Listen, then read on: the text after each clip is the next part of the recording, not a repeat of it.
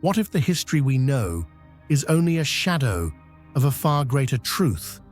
Beneath deserts, mountains, and oceans lie forgotten cities, star-aligned monuments, and artifacts that defy the limits of modern science.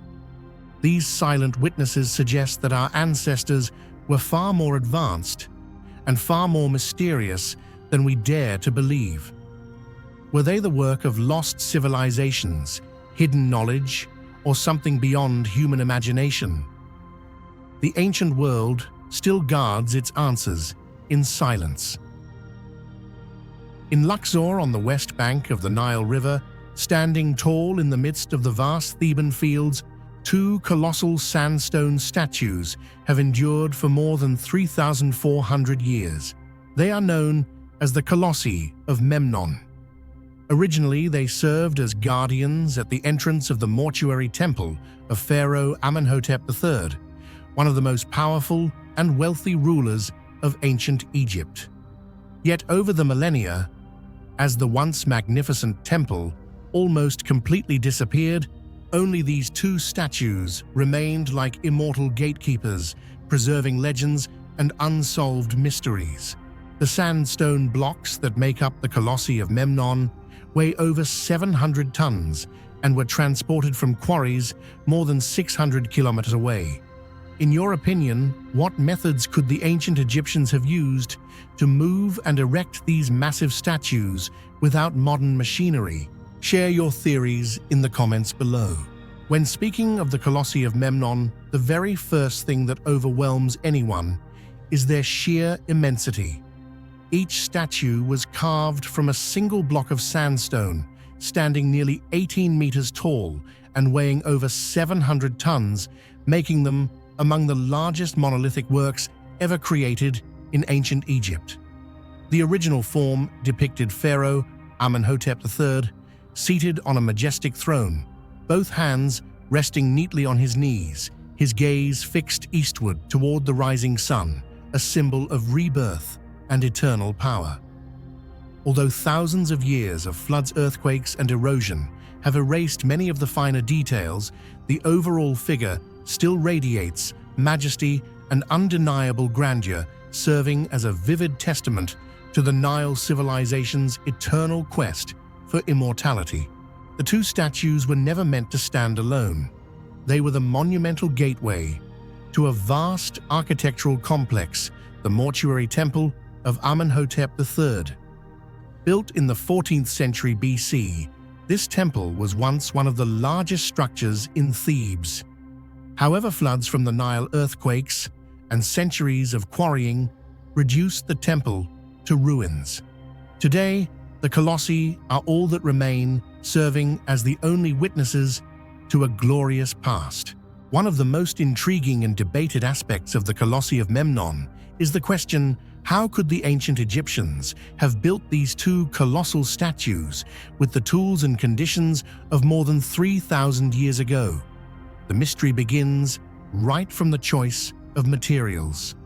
Archaeological research shows that the sandstone blocks used to create the Colossi did not originate in Luxor, but were quarried at Gebel el-Silsila, more than 600 kilometers to the south. This vast distance forces modern scholars to ask, how did the ancient Egyptians manage to transport blocks weighing over 700 tons across hundreds of kilometers of river and terrain without modern wheels, cranes, or mechanical transport? A common theory suggests they used the Nile's flood season, when the waters rose high, to move the stones on wooden rafts. Yet the load capacity of such rafts has been questioned by modern engineers, as the block's weight far exceeded the safe limits of such vessels. Another theory proposes that they built long mud or sand ramps, dragging the blocks with the labor of thousands of workers combined with wooden levers. While this explanation seems plausible, no archaeological evidence has yet confirmed it. If transportation was already difficult, then erecting the statues was even more challenging. Simply placing a block 18 meters tall and weighing over 700 tons in the right spot, upright and balanced, would be a feat even today, requiring industrial cranes. It is thought that the ancient Egyptians may have built massive earthen ramps, dragging the statues up gradually and then slowly removing the ramps once the statues were standing. However, if one calculates the scale and number of workers needed, the resources required would have been enormous, far beyond many typical construction projects. This raises the question, did the ancient Egyptians possess special techniques now lost to history, or did they have a knowledge of physics and mechanics far beyond what we usually imagine? Beyond transportation and erection, the Colossi of Memnon also reveal great refinement in sculpture. Details such as the face arms garments and throne were carved with such symmetry and strength that they still retain their form after thousands of years, despite earthquakes, floods, and natural erosion. How could artisans more than 3 millennia ago achieve such precision and durability when their tools were limited to chisels of copper stone or wood? This is one of the reasons modern researchers have had to admit that the knowledge and skills of the ancient Egyptians were far from simple. All these enigmas have turned the Colossi of Memnon into a riddle without a clear answer. Some scholars argue that this monument proves the ancient Egyptians had a level of organization and technical mastery far beyond what history has often described. Others boldly suggest that perhaps there were technologies now lost or methods we have yet to comprehend. It is precisely this uncertainty that fuels the Colossi's endless allure, not merely two giant stone statues, but living testaments to the intelligence, faith, and extraordinary creativity of an ancient civilization that still holds many secrets untold. One of the most fascinating mysteries linked to the Colossi of Memnon is the phenomenon of the singing statues at dawn, which once astonished the ancient world. According to records from the Greeks and Romans, at sunrise, one of the statues emitted strange sounds, sometimes resembling singing, at other times groaning or echoing like the tones of a stone lyre. The ancient Greeks believed this was the voice of the hero Memnon, the son of the goddess of dawn, who had fallen in the Trojan War, now greeting his mother each morning. From this belief, the name Colossi of Memnon was born tied to legend, rather than Pharaoh Amenhotep III. Later, modern scientists explained that the sounds might have been caused by cracks in the stone, expanding and contracting with temperature changes combined with moisture rising at dawn. Yet even with such scientific reasoning, the phenomenon has left the Colossi shrouded in a special aura of mystery, inspiring both reverence and endless human imagination. During Roman times, the Colossi of Memnon became a celebrated destination for those eager to witness the phenomenon. Many travelers, officials, and even Roman emperors carved inscriptions on the statues to commemorate their experiences. These inscriptions today are invaluable to archaeologists as they show the Colossi once served as a legendary tourist attraction of the ancient world. After the statues were repaired by the Romans, the singing phenomenon ceased, yet their allure never diminished. On the contrary, their silence only raised more questions. Was the sound purely natural, or did it conceal something deeper? To this day, millions of visitors travel to Luxor each year to behold the statues and feel the same awe our ancestors once did. The Colossi of Memnon are not just two giant stone statues. They symbolize engineering on a monumental scale, mysteries without answers, and timeless legend. Whether we explain the singing statues or speculate about transportation methods, one great question remains. How could people of that era accomplish something even the modern world admires with awe? That unanswered question has made the Colossi of Memnon one of humanity's greatest heritages, a place where science, art, and myth converge, and where the past continues to whisper secrets that we still strive to uncover today. Hidden in the quiet countryside of Wiltshire lies a monument so vast and enigmatic that even Stonehenge pales in comparison. This is Avebury Henge, a colossal stone circle carved into the earth over 4,500 years ago, encircled by towering banks and ditches and guarded by hundreds of massive standing stones. Unlike most ancient ruins, Avebury is not just a single structure, but part of an immense sacred landscape linked with Silbury Hill, the largest artificial mound in Europe, and the mysterious West Kennet Long Barrow. Together, they form a puzzle that has defied centuries of study.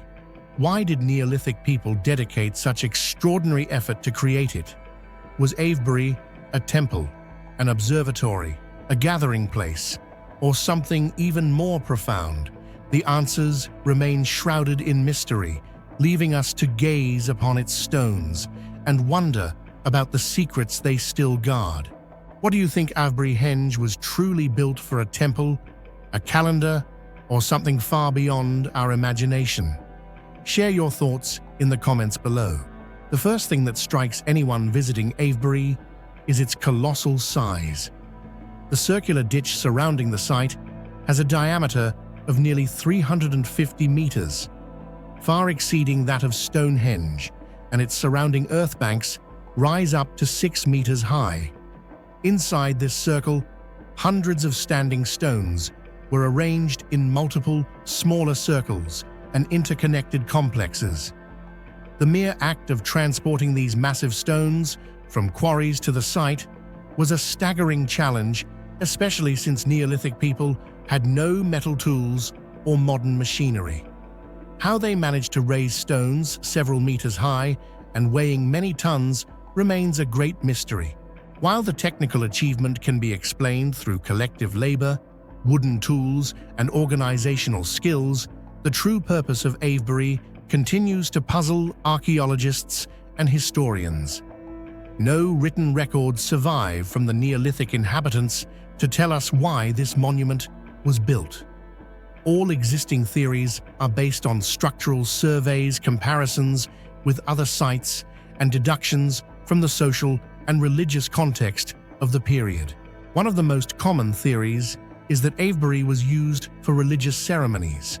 The vast stone circle, combined with the massive earthworks and ditches, seems to create a space separated from everyday life, a sacred space.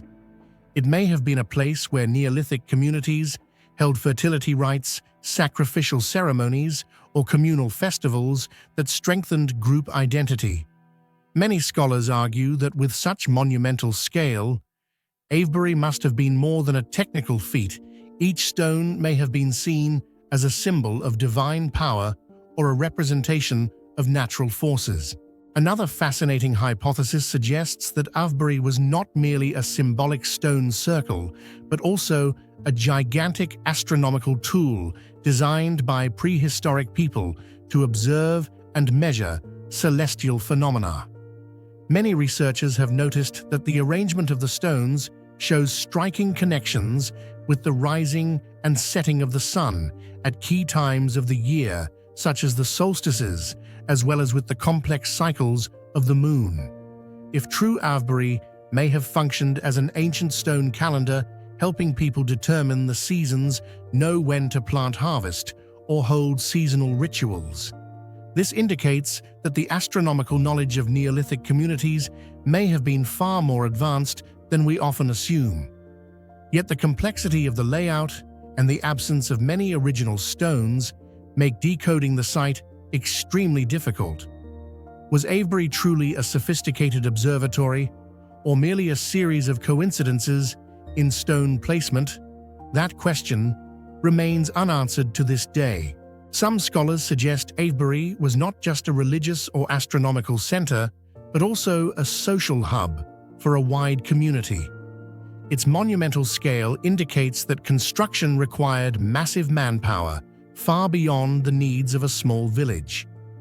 This implies that Avebury may have been a gathering place for multiple groups where they met, exchanged goods, reinforced alliances, and developed a shared identity.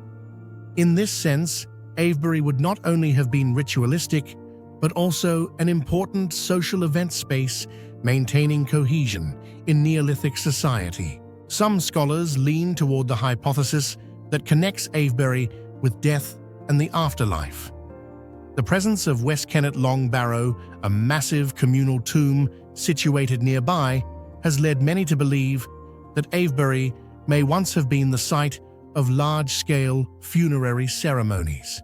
Here, Neolithic people might have performed rituals to honor the deceased, guide their souls to another realm, and strengthen communal bonds through shared beliefs in rebirth. In this context, each stone was not just a physical marker, but also carried profound spiritual meaning, serving as a symbolic gateway between life and death. However, archaeological evidence remains insufficient to confirm this, leaving the hypothesis shrouded in mystery. The mystery deepens due to the severe destruction of the stones over centuries. From the Middle Ages to the 17th century, many of Avebury's stones were destroyed by locals for building material or buried out of fear of evil forces they believed resided in them. Today we see only fragments of the original monument. The absence of key stones makes it harder to reconstruct its original layout and purpose. Had the circle remained intact, we might have identified clearer astronomical or symbolic patterns. Avebury is not an isolated structure. It sits within a dense ritual landscape of megalithic monuments and artificial mounds. Only a few kilometers away lies Silbury Hill, the largest man-made mound in Europe, nearly 40 meters high, whose purpose is also unknown. Nearby stands West Kennet Long Barrow, along with many other sites. This entire region can be seen as a gigantic sacred complex built over centuries, serving an intricate ritual and social system we still do not fully understand. Did the ancients envision a grand design connecting these monuments into a single symbolic whole? And if so, what was its meaning? All these enigmas have made Avebury Henge one of Europe's most debated archaeological sites. It is not merely a construction of stones, but a mirror of an ancient society. People who went beyond survival needs to create a monument intertwined with their faith, knowledge, and identity. Yet because no records survive, we are left with endless questions. Was Avebury a link to the gods, a tool to observe the sky, a social gathering place, or a gateway to the afterlife? Or perhaps all of these at once? Even with modern excavation surveys and scientific methods, the true purpose of Avebury remains unresolved. Perhaps its very ambiguity is what makes it so compelling. Avebury is not just an ancient ruin, it is a doorway to imagination, urging us to reflect on humanity's bond with the cosmos, with life and death, with community and sacred belief. And as long as these questions remain, Avebury will continue to live on as a profound mystery in the human mind. In human history, few structures carry as much religious symbolism, archaeological mystery, and scholarly debate as the Tower of Babel. Mentioned in the Book of Genesis, it is described as a massive tower built by humankind after the Great Flood, with the ambition to reach the heavens. It was here, according to the Bible, that God confused humanity's language so they could no longer speak one tongue, forcing them to scatter across the earth. Since then, the Tower of Babel has become a symbol of human pride, of the desire to rise upward, but also a warning of limits and helplessness before divine power. Yet the greatest question scholars have never ceased to ask remains: where did the Tower of Babel truly originate? Was it only a mythical symbol, or did it actually exist in Mesopotamian history? Question for you: do you think the Tower of Babel was merely a symbol in the Bible, or did it truly exist as a massive structure in Mesopotamia? Share your thoughts in the comments below. I'd love to hear your perspective. The Etemenanke hypothesis has long been considered the most plausible explanation for the story of the Tower of Babel. Archaeologists and historians believe that the legendary structure described in the Bible may in fact have originated from a colossal ziggurat in Babylon known as Etemenanke. This monument stood as one of the most iconic achievements of Mesopotamian civilization, built to honor Marduk, the supreme deity of the Babylonian pantheon. According to ancient records, Etemenanke was described as a magnificent architectural wonder, rising nearly 100 meters high, with 7 stacked terraces, forming an artificial mountain that reached toward the heavens. Constructed with fired bricks and advanced building techniques, it represented one of the greatest accomplishments of the ancient world. If this hypothesis is correct, then the Tower of Babel was not merely a religious metaphor created to explain linguistic diversity, but a reflection of an actual wonder that once stood. Yet what remains today is only the ruined foundation, and to this day, no archaeological evidence has definitively confirmed that Etemenanke was indeed the Tower of Babel described in the Bible, leaving the mystery unresolved. Some researchers argue that the story of the Tower of Babel may in fact be a composite of multiple historical events. During Babylon's Golden Age, many colossal ziggurats were constructed not only in Babylon, but also in Uruk and Eridu. All of these shared one idea: they were artificial mountain symbols of the axis connecting heaven and earth in Mesopotamian cosmology. This concept may have been reimagined in the Bible as a tower reaching the sky. The crucial question remains: when the Israelites wrote Genesis, were they directly inspired by Etemenanke, which they might have seen during the Babylonian exile? Or was it simply a theological metaphor to explain humanity's many languages? The true origins of the Tower of Babel become even more complicated when viewed through linguistics. The biblical story carries deep symbolic meaning. Humanity once shared a single tongue, but because of their collective pride, God scattered their speech, creating the diversity of languages we see today. Clearly, this is a myth of origins, a mythological explanation for global linguistic diversity. Yet it also reflects historical reality. Ancient Mesopotamia was a crossroads of peoples and languages. Sumer, Akkad, Assyria, Babylon, each had its own tongue, and their interactions and conflicts may have produced legends to explain the chaos. Thus, the true origins of the Tower of Babel lie not only in architecture, but also in the turbulent cultural and social landscape of Mesopotamia.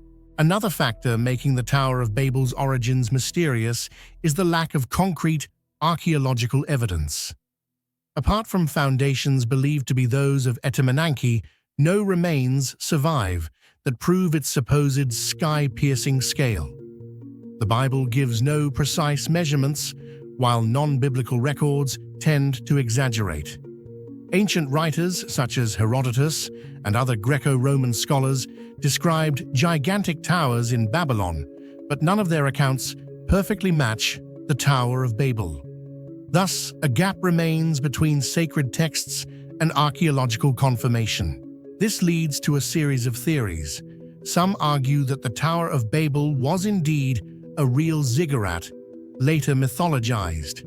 Others believe it was entirely symbolic, with no real-world counterpart. Still others boldly ask, what if the tower once stood, but was so thoroughly destroyed that no trace remains? Some records suggest that Xerxes I of Persia in the 5th century BCE demolished Babylon's temples, including Etemenanke. If that was the Tower of Babel, then its disappearance resulted from political and military action, not divine intervention. From a symbolic standpoint, however, the true origins of the Tower of Babel may not lie in any single building, but in humanity's collective imagination. The story addresses fundamental questions. Why do we have so many languages, so many cultures? Why is humanity divided rather than united. Here the tower embodies both original unity and inevitable fracture. This is what makes it eternal. It may not exist in brick and stone, but it exists in minds, in texts, in religion, and in human culture.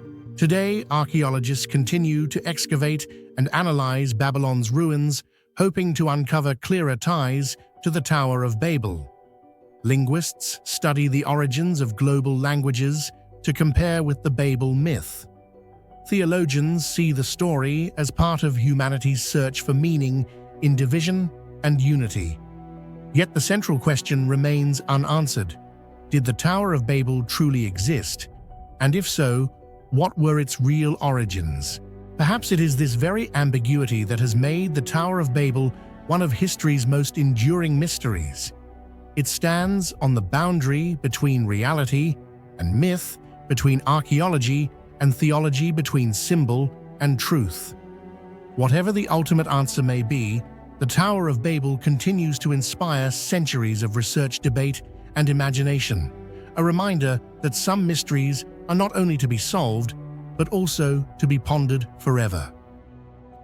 Deep within a quiet peat bog in Gundestrup, Denmark in 1891, a treasure was uncovered that stunned the entire archaeological world, a massive silver cauldron gleaming as if it had stepped out of myth itself. Standing over 40 centimeters tall, nearly 70 centimeters wide, and weighing more than 9 kilograms, it impressed not only with its monumental size, but also with its finely crafted silver plates covered in intricate carvings of mysterious gods, warriors, wild beasts, and fantastical hybrid creatures. From the very first glance, the Gundestrup cauldron exudes an otherworldly aura, an artifact that transcends the familiar frameworks of Iron Age Europe, dazzling in its beauty while brimming with questions that remain unanswered to this day. The origin of the Gundestrup cauldron is still a mystery.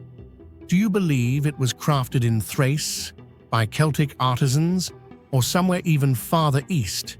Share your theory in the comments below. The most striking feature of the Gundestrup cauldron lies in its decorated panels. Each plate bears detailed repoussé designs, showing powerful gods and goddesses, sacrificial rituals, parades of warriors, and strange hybrid creatures. Among them is the famous horned god, often identified with the Celtic deity Cernunnos, seated cross-legged, surrounded by wild animals and holding a torque and a serpent. Other panels depict warriors marching into battle, men being immersed in a giant vessel, possibly symbolizing sacrifice or rebirth, and fantastic animals with lion bodies, bull horns, or griffin-like features. The cauldron appears to be not just a vessel, but a mythological canvas, a silver book filled with stories and symbols. Yet for all its rich decoration, the Gundestrup cauldron is enveloped in mystery, especially regarding its origin. This is the single most debated and baffling aspect of the artifact. Despite being unearthed in Denmark, it is almost universally agreed that it was not made there. The techniques used in its creation, the artistic styles, and the mythological themes all point far beyond the borders of Northern Europe. This raises a profound question: who made the Gundestrup cauldron, and how did it end up buried in a Danish bog? Scholars have proposed several competing theories. One hypothesis points to the Thracians, a people who lived in the Balkans, modern-day Bulgaria, Romania, and parts of Greece and Turkey. The Thracians were renowned for their silversmithing skills and certain stylistic elements on the cauldron, such as the treatment of animal forms, the floral motifs, and the repoussé technique, bear strong resemblance to known Thracian metalwork. This has led many researchers to believe that the Gundestrup cauldron was crafted in Thrace, possibly commissioned for a foreign client or acquired through trade or war. Another theory suggests that the cauldron was made by Celtic artisans working under Thracian influence, perhaps somewhere in Central Europe. The mixture of styles on the panels seems to combine Celtic iconography such as the horned deity and warrior processions with Balkan and even Near Eastern artistic traditions. Some motifs even recall Scythian art from the steppes, while others hint at Greek or Roman borrowings. This hybrid nature complicates the matter further. The cauldron may not belong fully to any one culture, but instead represents a unique convergence of traditions forged in a place where multiple cultural spheres overlapped.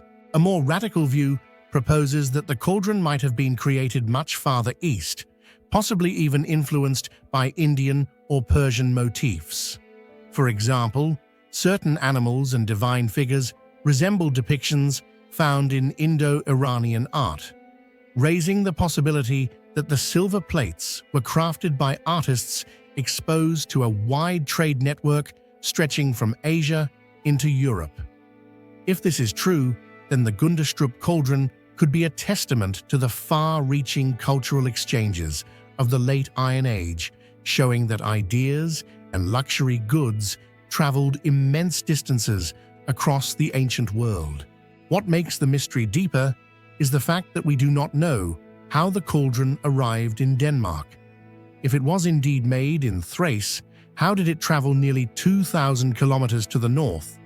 One suggestion is that it was a war trophy seized during the Celtic migrations or by Germanic tribes that raided southward. Another possibility is that it was acquired through long-distance trade or as a diplomatic gift exchanged among elites. A darker interpretation is that the cauldron was looted and brought north by force, eventually ending up as a ritual deposit in a bog, possibly sacrificed to the gods by a chieftain or community in Denmark. The uncertain origin of the Gundestrup cauldron is more than a geographical puzzle. It is also a cultural and symbolic enigma. The panels appear to combine mythological narratives from different traditions, suggesting that the artisans, or those who commissioned them, were operating in a world where beliefs and symbols crossed boundaries. The horned god may be Celtic, the lions and griffins, Thracian, or Near Eastern, the sacrificial scenes unique to a fusion of traditions. This makes the cauldron a rare witness to the interconnectedness of Iron Age Europe, a time when ideas, myths, and art were far less isolated than once believed. Some researchers argue that the cauldron represents a ritual object of an elite warrior society embodying both religious power and political authority. Others think it was part of a mystery cult, a sacred vessel used in rites of initiation, sacrifice, or fertility. But all interpretations circle back to the same unresolved question: where was it made and by whom? Without knowing its true origin, we can only speculate on the precise meaning of its imagery and its role in ancient rituals. The craftsmanship of the cauldron further deepens the mystery.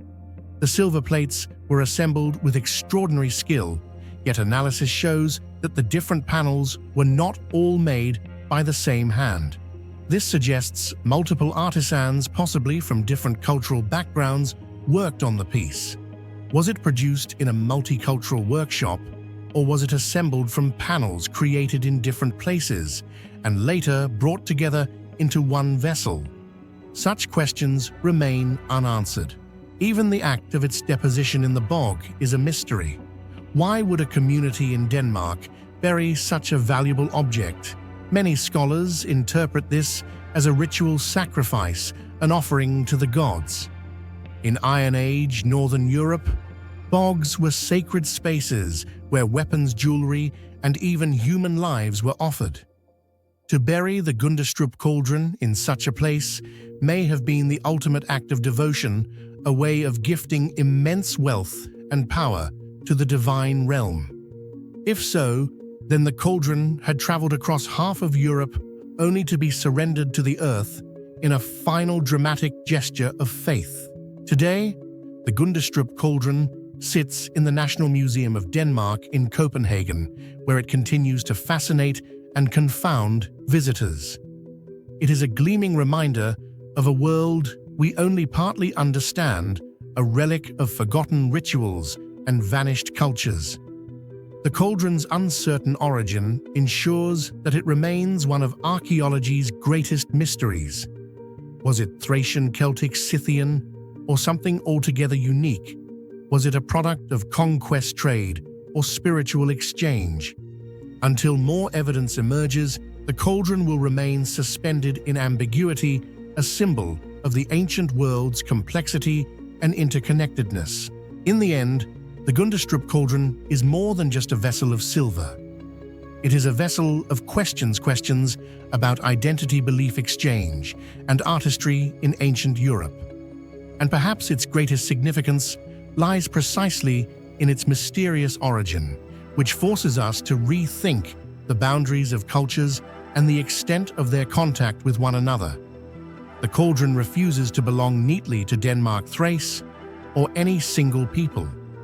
Instead, it belongs to the shared, entangled history of Europe and beyond, standing as a timeless riddle carved in silver. Across the mist-shrouded landscapes of ancient Scotland stand silent sentinels, the Pictish symbol stones. To the casual eye, they are weathered slabs of stone, but etched upon their surfaces are strange and haunting symbols: salmon serpents, double discs, mirrors, combs, and mysterious geometric patterns. More than 300 of these stones have been found scattered like breadcrumbs across the northern and eastern lands, once ruled by the enigmatic Picts, a people who flourished from the 3rd to the 9th century. What makes them extraordinary is not only the artistry carved into unforgiving rock, but the message they guard, a lost visual language that has defied every attempt at translation. For centuries, scholars have tried to unlock their code, yet the stones remain stubbornly silent, guarding secrets that may forever lie beyond our reach. What do you think these mysterious carvings really mean? Were they a secret language clan, emblems, or symbols of forgotten rituals? Share your thoughts in the comments below. We'd love to hear your theory. The carvings on these stones are not random markings. They repeat in specific motifs: salmon eagles, coiling serpents, mirrors, combs, complex curves, double V shapes, and concentric circles. On some stones, these symbols appear in pairs, suggesting they may carry a linked or symmetrical meaning. This regularity and system-like nature have led scholars to believe that they are not mere decorations, but rather a coded system of symbols. The problem is, the code has never been translated. There is no bilingual manuscript like the Rosetta Stone for comparison, nor are there any surviving Pictish texts long enough to analyze. If a written language did exist, it disappeared along with the Pictish people themselves. One of the most debated hypotheses surrounding the Pictish symbol stones is the idea that these carvings actually represent a primitive hieroglyphic writing system. Some scholars argue that the Picts developed a form of picture-based writing similar to Egyptian hieroglyphs or Sumerian cuneiform used to record names, events, or territories. If that were true, these stones would not merely be works of art, but actual texts containing invaluable information about a vanished civilization. However, when researchers compared hundreds of stones, they discovered a paradox. The symbols repeat frequently, sometimes appearing identically across many stones without showing enough variation to form descriptive language. This monotony in arrangement casts serious doubt on the writing hypothesis, forcing archaeologists to ask if this truly was a script. Why does it not reflect the flexibility inherent in language? One of the more common explanations for the Pictish symbol stones is the hypothesis that they were clan signs or heraldic emblems. In this view, the pairs of carvings on the stones may have functioned much like medieval European coats of arms, used to establish identity, demonstrate power, or mark alliances between families and tribes. Supporting evidence for this theory lies in the fact that many stones were erected in strategic locations such as territorial boundaries or near ancient centers of authority, where symbols could serve as markers of sovereignty. However, researchers have also noted contradictions. If they were merely heraldic devices, why are so many of the symbols so abstract and difficult to interpret?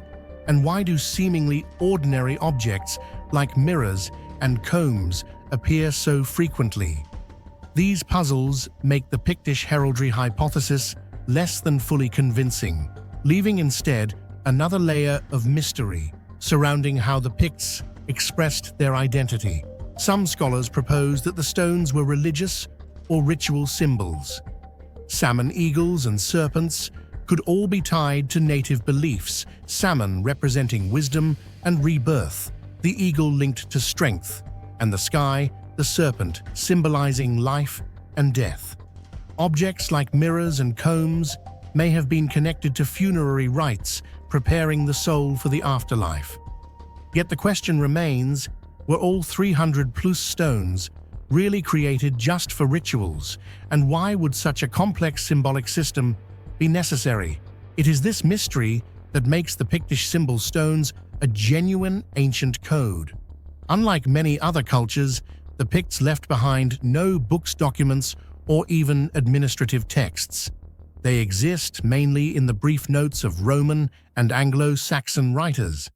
When the Picts eventually merged into the Kingdom of Scotland after the 9th century, any written tradition, if it ever existed, vanished with them. The symbol stones became the sole surviving testimony of a lost system of knowledge. In other words, if this truly was a form of writing, then it is one of the last undeciphered scripts in Europe. What puzzles archaeologists further is the diversity in style and chronology of the stones. They are divided into 3 groups. Class 1, 6th to 7th century symbols incised directly into unshaped stones. Class 2, 8th and 9th centuries, crosses combined with Pictish symbols. And Class 3, almost entirely Christian crosses with little trace of native imagery. This transition reflects a crucial historical moment, the Picts gradually adopting Christianity and integrating into the European world. Yet during the Class 2 period, Pictish symbols still appeared alongside crosses, as if marking a conscious effort to preserve identity during cultural transformation.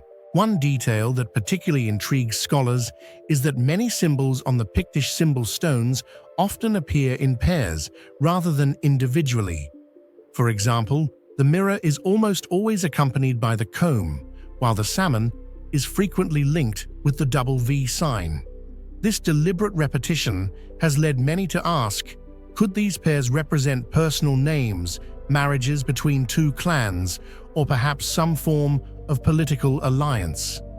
Some bolder theories even suggest that they may function as name pairs similar to given names and surnames in modern languages, meaning each stone was not only a work of art, but also an identity record of real Pictish individuals who once lived. However, since there are no bilingual texts or points of comparison, this hypothesis remains purely speculative. Today, with the rapid advancement of science and technology, scholars have turned to modern tools in an attempt to unravel the mystery of the Pictish symbol stones.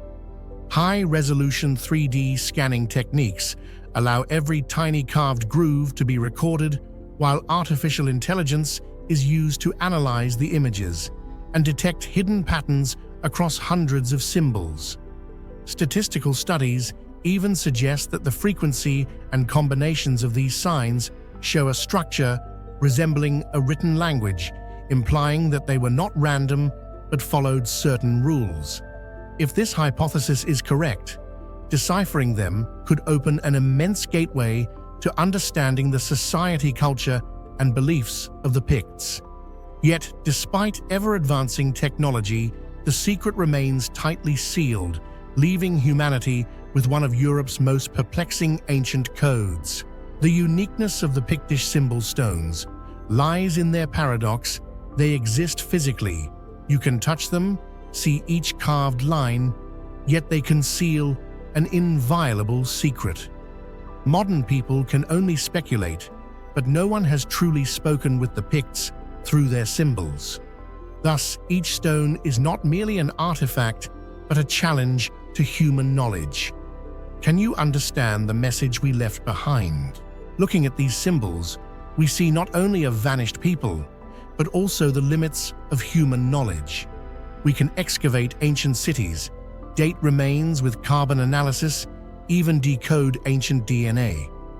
Yet before the Pictish carvings, modern science still stands powerless, and perhaps it is precisely this that makes the Pictish symbol stones so enduringly fascinating, stones that carved not only images, but also etched into human imagination one of Europe's great unsolved mysteries. Ancient Egypt has long been recognized as one of the greatest civilizations in human history, where faith, science, and religious rituals intertwined to create eternal monuments and legacies.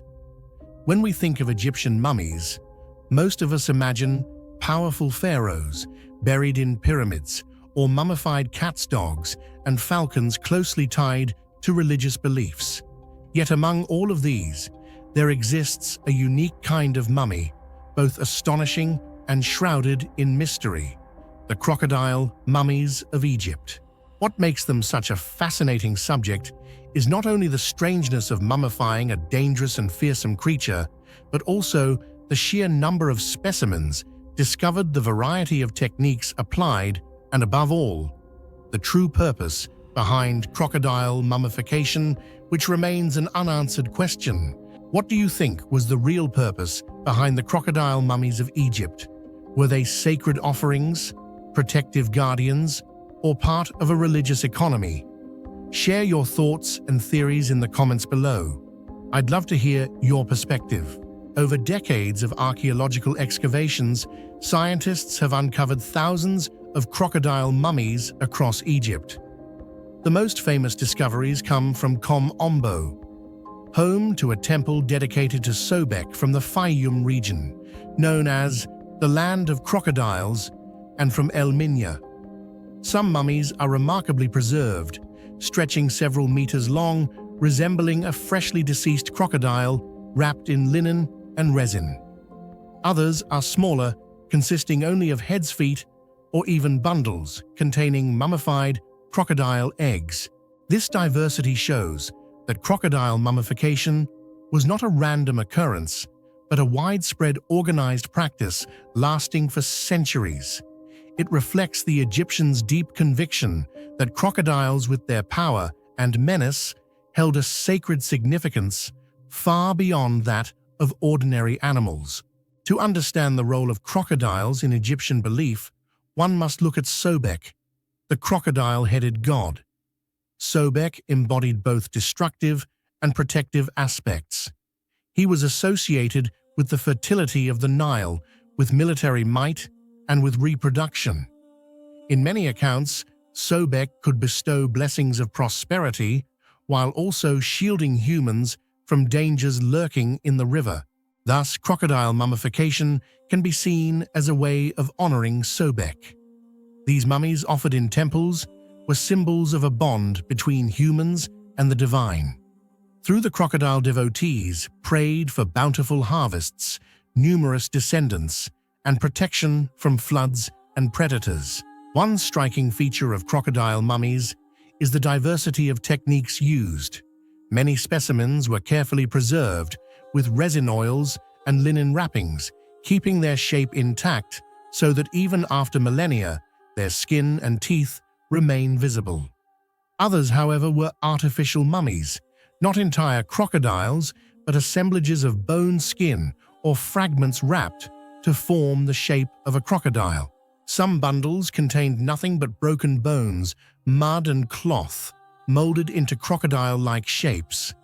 This has led scholars to suggest that the demand for offerings to Sobek was so great that temples mass-produced mummies for worshippers.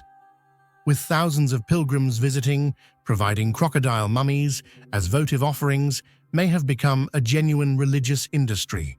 Within the entire phenomenon of crocodile mummification in Egypt, what puzzles researchers most is the question, why did the Egyptians devote so much effort, time, and resources to embalming such a fierce and dangerous animal? This was not merely a strange practice, but a reflection of a complex belief system with multiple layers of meaning. Several theories have been proposed, the most common, suggesting that these mummies served as votive offerings to the god Sobek, seeking prosperity, protection, and abundant harvests. However, the discovery of massive numbers and diverse forms of crocodile mummies indicates that this explanation alone is insufficient. Another line of thought suggests that crocodiles were mummified to act as protective amulets for the deceased on their journey to the afterlife. Like cats or falcons, crocodiles with their fearsome strength could serve as companions, guarding against danger. At the same time, archaeological evidence shows that temples may have turned mummification into a form of religious commerce, where worshippers purchased crocodile mummies as offerings, transforming them into common prayer objects. A less frequently mentioned but compelling theory is that crocodiles' symbols of terror and power may have been used as political tools to reinforce pharaonic authority and intimidate enemies. What is striking is that no single theory can fully explain the practice. It is highly likely that crocodile mummification carried multiple meanings simultaneously, as sacrifice, as spiritual protection, as part of mass devotional practices, and as political symbolism. This very diversity has made the crocodile mummies of Egypt an enigma difficult to unravel, leaving posterity with an open-ended question that scientists have yet to conclusively answer. In several tombs and temples, archaeologists have discovered not only adult crocodiles, but also mummified eggs. This is exceedingly rare in world cultures and suggests that Egyptians paid special attention to the entire life cycle of the animal. Crocodile eggs may have symbolized rebirth and the continuity of life, concepts of immense importance in Egyptian religion. Research indicates that in temple precincts dedicated to Sobek live crocodiles were sometimes kept in sacred pools. When they died, they were mummified and consecrated to the gods. This created a relationship both practical and spiritual. People lived alongside crocodiles, revered them, and after death, they became manifestations of divine eternity. The crocodile mummies of Egypt are not just evidence of ancient embalming skill, but also a symbol of the intersection between religion, politics, economy, and culture. Thousands of mummies, from massive adult crocodiles to tiny eggs, each carry a story not yet fully told. The greatest enigma, the true purpose of crocodile mummification, remains unsolved. Was it merely ritual sacrifice or part of a vast religious economy? Were crocodiles sacred creatures linked only to Sobek, or did they also serve political and social roles? These questions still echo in tombs and in the linen bundles buried beneath desert sands. And it is precisely this lack of final answers that makes the crocodile mummies of Egypt one of the most captivating mysteries of Egyptian civilization, a riddle that continues to challenge the curiosity and imagination of the modern world. On the windswept Isle of Lewis in Scotland's remote Outer Hebrides rises one of the most mysterious monuments of the ancient world, the Callanish Stones. Often called the Stonehenge of Scotland, this circle of towering monoliths has stood in silence for over 5 millennia, defying time, weather, and explanation. Aligned in strange patterns stretching outward like cosmic arms, these stones invite more questions than answers. Who placed them here with such precision? Were they meant to track the heavens, honor the gods, or guide the spirits of the dead? To step into the circle is to step into a riddle carved in stone, a puzzle that has haunted human imagination for thousands of years. What do you think the Callanish stones were truly built for? An ancient observatory, a sacred temple, or something even more mysterious that we haven't imagined yet? Share your thoughts in the comments below. What makes the Callanish stones striking at first glance is their age and the extraordinary feat of construction. Archaeologists have determined that the monument was erected around 2900–2600 BCE, meaning it has stood for more than 5,000 years, older even than the earliest pyramids of Egypt. To raise massive stones ranging from 1 to nearly 5 meters in height, Neolithic people must have mobilized significant manpower along with complex social organization. Transporting multi-ton stones across the harsh, stormy landscape of the Isle of Lewis was itself an astonishing achievement. Yet behind this grandeur lies a purpose still beyond our understanding, making the monument not only a technical marvel, but also an enduring mystery without a definitive answer. The uniqueness of the Callanish stones lies not only in their millennia-old age, but also in the way they were arranged. Viewed from above, the entire monument reveals a main circle of 13 stones with a massive central monolith regarded as a cosmic axis, binding everything around it. From this circle, rows of stones radiate outward in a cross shape, extending toward the 4 cardinal directions, creating a layout that is both symmetrical and deeply mysterious. Researchers believe this arrangement was certainly not accidental, but rather a reflection of religious symbolism, cosmological beliefs, or advanced astronomical knowledge of the ancient inhabitants. However, despite the many theories proposed, none can be proven with absolute certainty, leaving the true purpose of this monument an unanswered question in history. One of the aspects that researchers pay particular attention to when studying the Callanish stones is their connection to astronomy.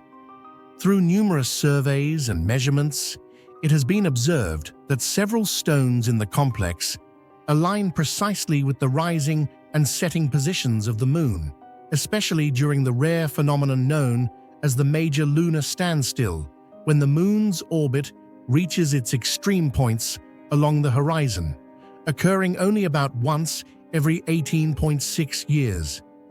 This alignment has led many scholars to believe that Callanish was not merely a symbolic stone monument, but in fact an early astronomical observatory used by prehistoric people to track celestial movements, calculate seasonal cycles, and determine the timing of important rituals. If this theory is correct, it would mean that the Neolithic inhabitants of the Isle of Lewis possessed observational skills and knowledge of the sky far greater than we usually imagine. This is also why the Callanish stones are regarded as a remarkable testament to the intelligence and sophistication of prehistoric people, transcending the role of a mere religious or social structure. The greatest mystery surrounding the Callanish stones lies in the true purpose the monument was meant to serve. If it were merely an astronomical observatory for tracking the moon or the sun, why then was the entire complex designed in such a complex cross shape with a massive central stone acting as its axis? Many scholars suggest that this feature reflects a deeper layer of religious or sacred symbolism that goes far beyond sky watching. It may once have been a ceremonial center where the community gathered to perform rituals tied to natural cycles.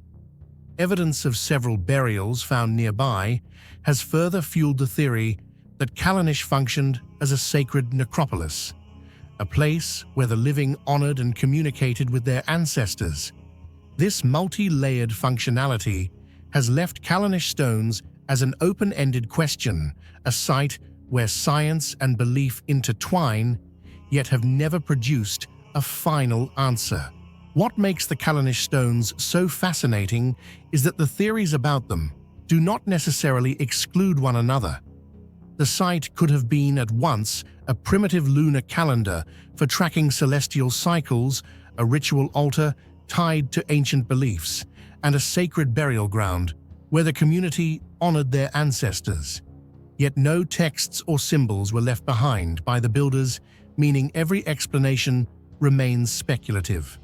It is precisely this absence of evidence that has turned Callanish into a great mystery, forcing us to continually imagine and ask, could the society that created it have been far more advanced and sophisticated than we think?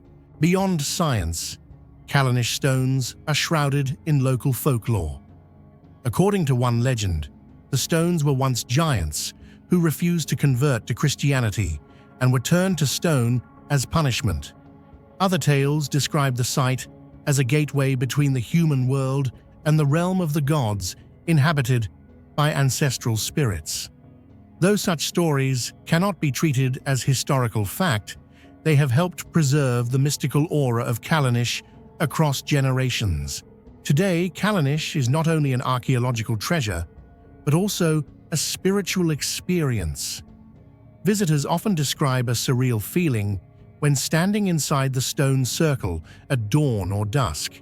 Sunlight filters through the monoliths, casting long shadows across the ground, creating an atmosphere both sacred and mysterious.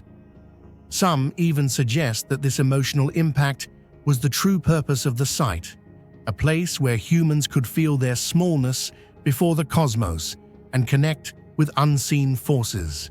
The greatest mystery lies in the fact that all of these theories, astronomical, religious, social, or spiritual, are plausible, yet none can be proven with certainty. Callanish stones act like a mirror reflecting the imagination of each era. For scientists, it is an observatory. For anthropologists, a ritual center. For local tradition, a mythical symbol. Its true value may not lie in one definitive answer, but in its enduring ability to provoke questions, speculation, and wonder. The Callanish stones stand as powerful testimony to the complexity of prehistoric spiritual and intellectual life. These people did not merely build with stone. They transformed stone into symbols, into bridges between humans and the cosmos, between the present and eternity. And because the true purpose of the monument remains unclear, Callanish continues to be one of the most captivating mysteries in human history. It endures as a challenge to science, an inspiration for art, and a sacred place for those who believe in the power of ancient symbols. Among the countless relics of Europe's ancient past, few shine quite literally as brightly as the golden hats of Europe. Towering cones of pure gold, hammered so thin they almost defy possibility, these artifacts were unearthed in Germany and France and date back more than 3,000 years to the twilight of the Bronze Age. They are breathtaking in beauty, but even more in mystery. Were they crowns of forgotten kings, sacred headdresses of high priests, or something far more extraordinary, portable calendars that encoded the movements of the heavens? Each shimmering surface whispers secrets of a lost knowledge, leaving us to wonder, did these hats grant their wearers not only authority, but also the power to command time itself? So, what do you think these golden hats of Europe really were? Were they the crowns of ancient kings, the ceremonial headdresses of high priests, or a kind of golden astronomical calendar unlike anything else in history? Share your thoughts in the comments below. I'd love to hear your perspective. One of the most astonishing aspects of the golden hats lies in the material and craftsmanship they embody. Each hat is made entirely of pure gold, a precious metal that was both rare and extremely difficult to work with, using Bronze Age tools. Ancient goldsmiths skillfully hammered the gold into sheets so thin they measured only fractions of a millimeter, then joined them seamlessly without leaving visible traces. They further decorated the surfaces with meticulously embossed motifs such as concentric circles, solar symbols, crescent moons, wavy lines, and carefully calculated geometric patterns. To complete a hat nearly 90 centimeters tall, like the Berlin Gold Hat, would have required hundreds of hours of labor combined with extraordinary expertise in metallurgy and artistry.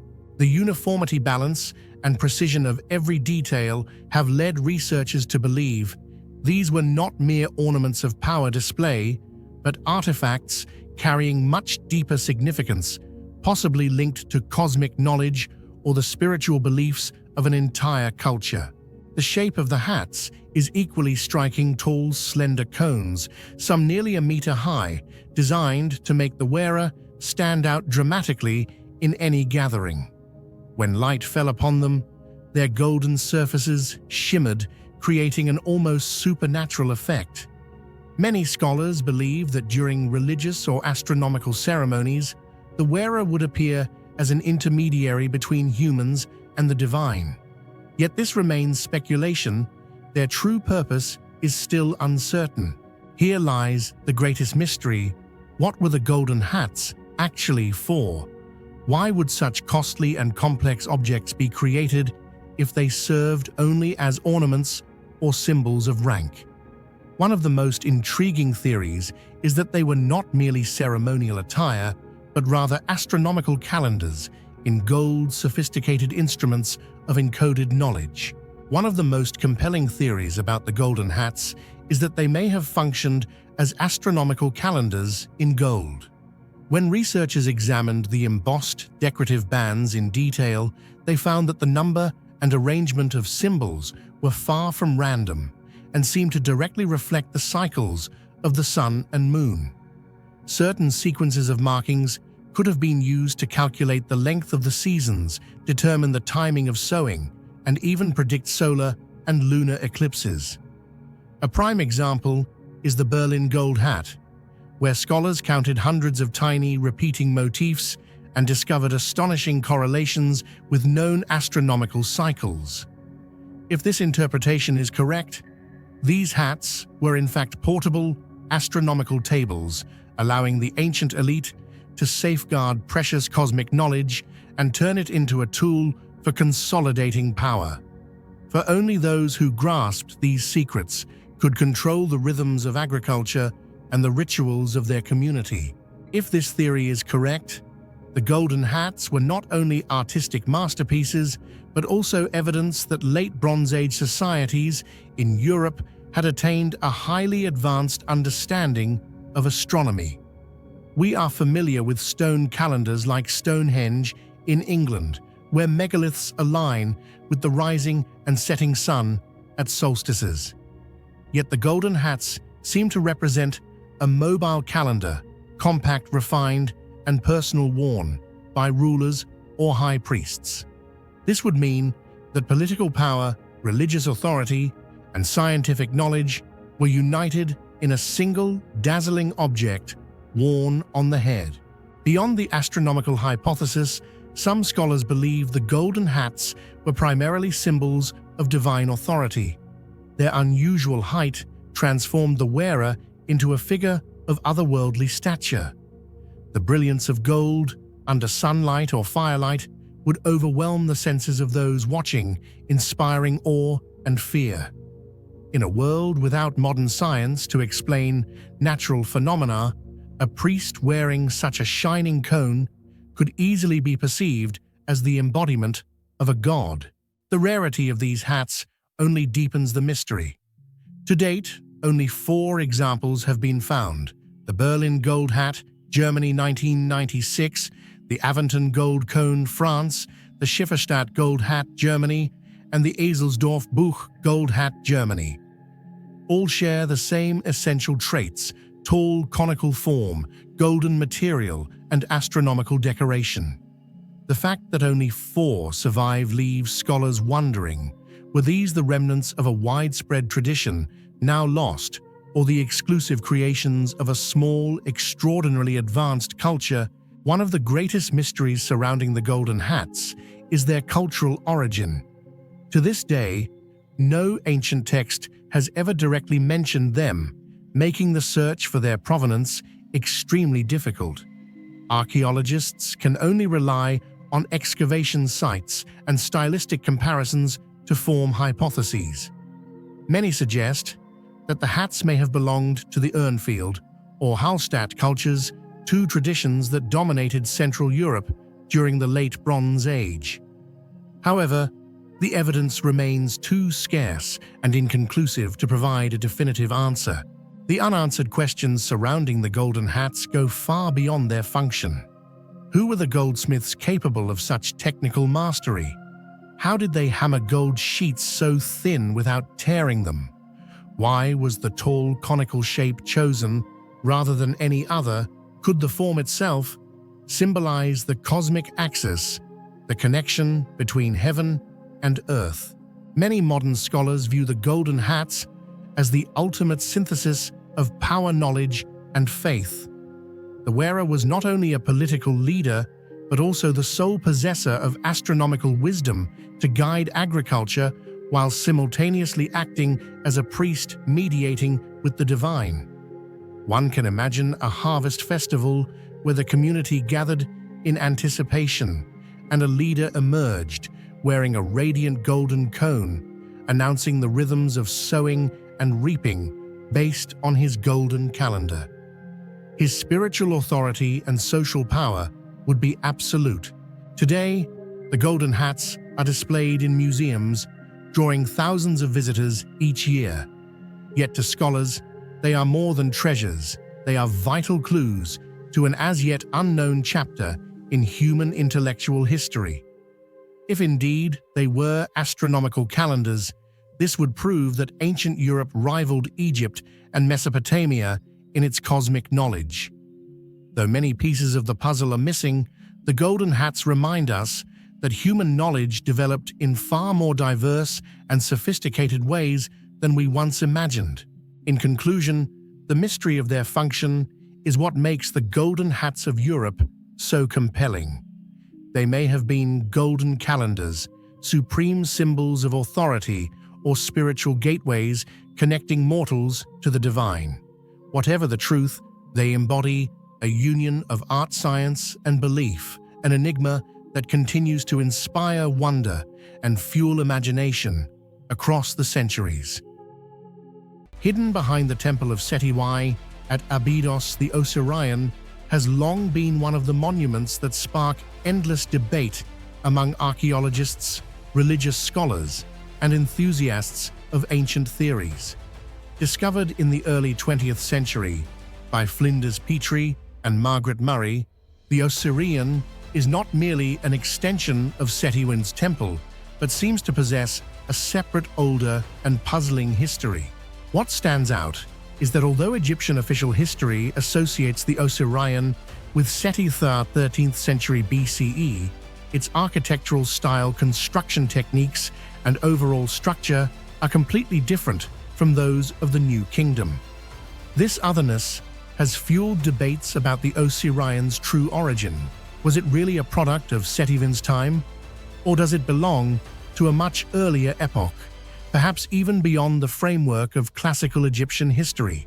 What do you think about the Osirian at Abydos? Was it truly built by Seti I in the New Kingdom? Or could it be a remnant of a much older and forgotten civilization? Share your thoughts in the comments below. I'd love to hear your perspective. The architecture of the Osirian is truly astonishing and stands apart from most structures of its era. The monument was designed to lie completely underground, with sloping corridors leading down into a vast subterranean chamber that resembles a colossal tomb. At its center lies a rectangular pool surrounded by massive red granite blocks standing upright, like pillars, each weighing tens of tons and arranged with an almost unbelievable precision. This combination has led many scholars to compare it with the architecture of the Old Kingdom, such as the pyramids at Giza, or even with megalithic monuments in Europe and the Near East. Unlike the finely detailed, heavily decorated style of New Kingdom temples, the Osirian is almost devoid of carvings or inscriptions, instead showcasing a raw, minimalist beauty that emphasizes the strength and permanence of its monolithic stones. Another peculiar feature is that the structure remains flooded year-round, turning the central pool into a sacred lake that encircles the entire space. Water here not only enhances the sense of mystery, but also carries deep symbolic ties to rebirth and the eternal life of the god Osiris. It is precisely this fusion of stone water and subterranean space that has made the Osirian a unique symbol within the whole of ancient Egyptian architecture. Abydos had long been the central cult site of Osiris, the god of death and resurrection. Many scholars believe that the Osirian was built as a symbolic model of the tomb of Osiris. The interplay of the underground setting surrounding water and massive stone pillars created an ideal backdrop for rituals reenacting the Osiris myth, death, dismemberment, and eternal rebirth. Yet there is no clear evidence that the Osirian ever functioned as an actual tomb or burial place for pharaohs. Instead, the structure seems to have been more of a symbolic ritual space tied to divine concepts and the cycle of life and death. The greatest and most hotly debated mystery of the Osirian lies in the question of its age and true origins. According to mainstream archaeology, the Osirian was constructed during the reign of Seti, 1290–1279 BCE. This view is supported by its direct connection to Seti the Rin's temple above, as well as inscriptions that mention the monument, suggesting it was built as part of the overall New Kingdom architectural complex.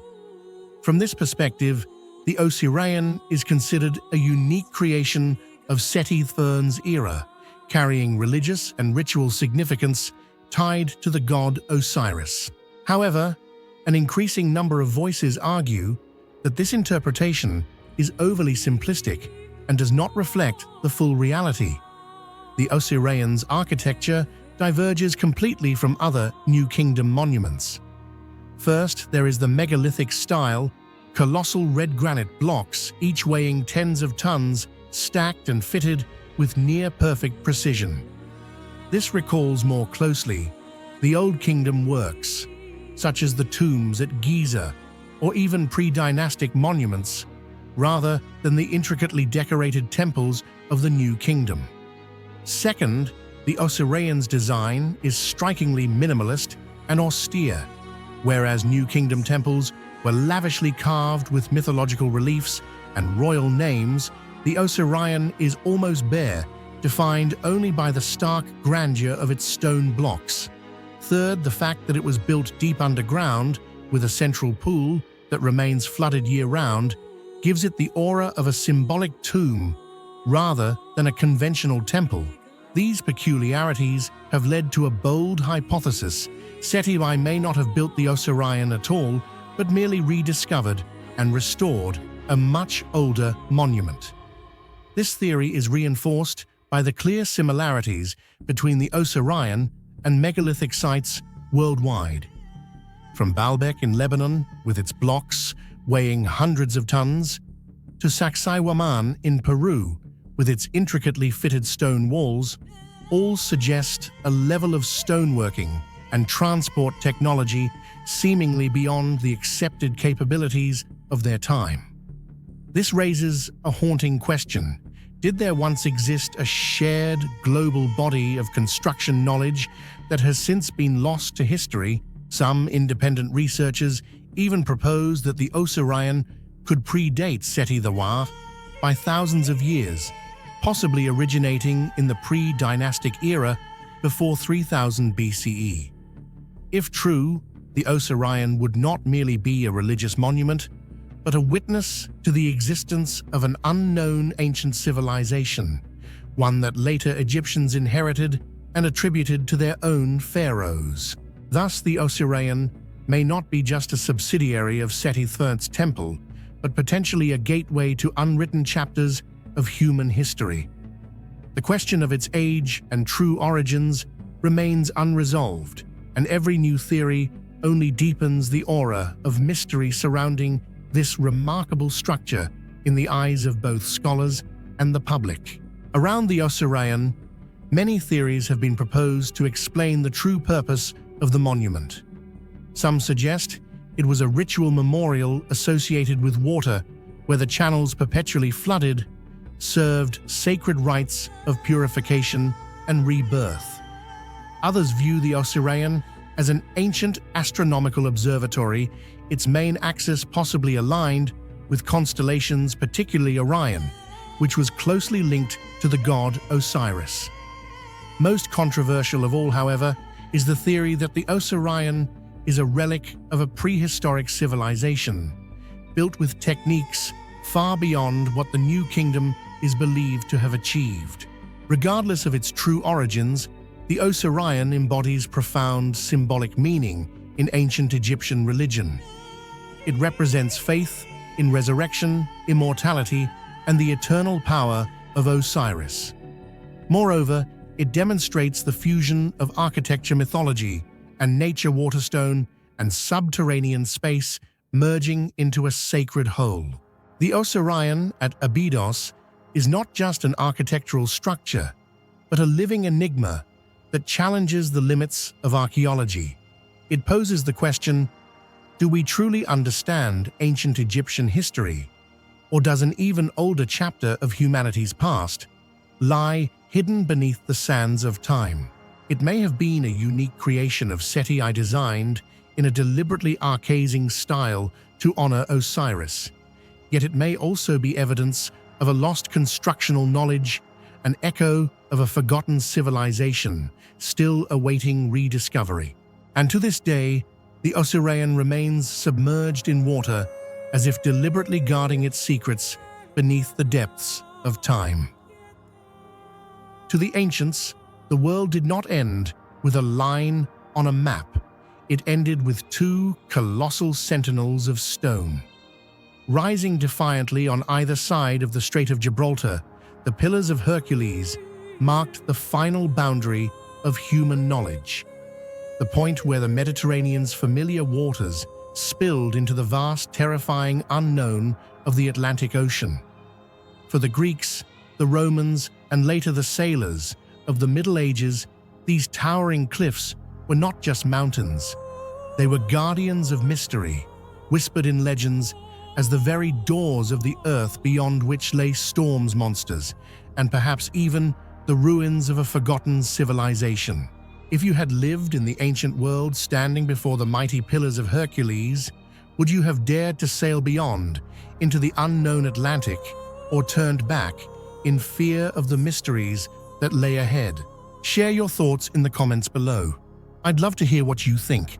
According to Greek legend, Hercules, the great hero who performed the 12 immortal labors, was the one who created these two pillars. On his journey, he had to cross the Atlas Mountains to reach the ends of the earth. Instead of climbing over, Hercules used his divine strength to split the mountain in two, opening a wide strait that connected the Mediterranean with the Atlantic. The two separated masses of rock, one in Europe, the Rock of Gibraltar, and one in Africa, Jebel Musa, came to be regarded as the eternal pillars of Hercules. Ancient sailors passing by saw them as sacred boundaries, the very end of the world map as humanity then knew it. Beyond mythology, the Pillars of Hercules held very practical meaning. Greek and Roman sailors saw them as the ultimate limit. On many ancient maps beside the depiction of the Pillars of Hercules, one would often find the Latin phrase non plus ultra no further beyond. It served as a warning crossing. This boundary meant venturing into uncharted waters where no one knew what awaited: storms, sea monsters, or endless abysses. Yet this very taboo only increased their mysterious allure. When Europe entered the Age of Discovery, the motto was changed to plus ultra go. further beyond a rallying cry that urged humanity to cross the Atlantic and embark on great voyages. One of the greatest mysteries that ties the Pillars of Hercules so firmly to human imagination is their connection with Atlantis, the legendary civilization described by the philosopher Plato in his works Timaeus and Critias. He wrote, "Beyond the Pillars of Hercules, there was an island, larger than Libya and Asia combined. From there, you could travel to other islands, and from those islands to a continent which surrounds the true ocean." Just a few short lines were enough to ignite millennia of debate. According to Plato, Atlantis lay beyond the Strait of Gibraltar, deep in the Atlantic Ocean. This turned the Pillars of Hercules into a crucial landmark, a gateway leading to the world of Atlantis. If that civilization truly existed, then ancient ships would once have had to cross this boundary to reach a mighty empire, only for it to be swallowed and vanish without a trace.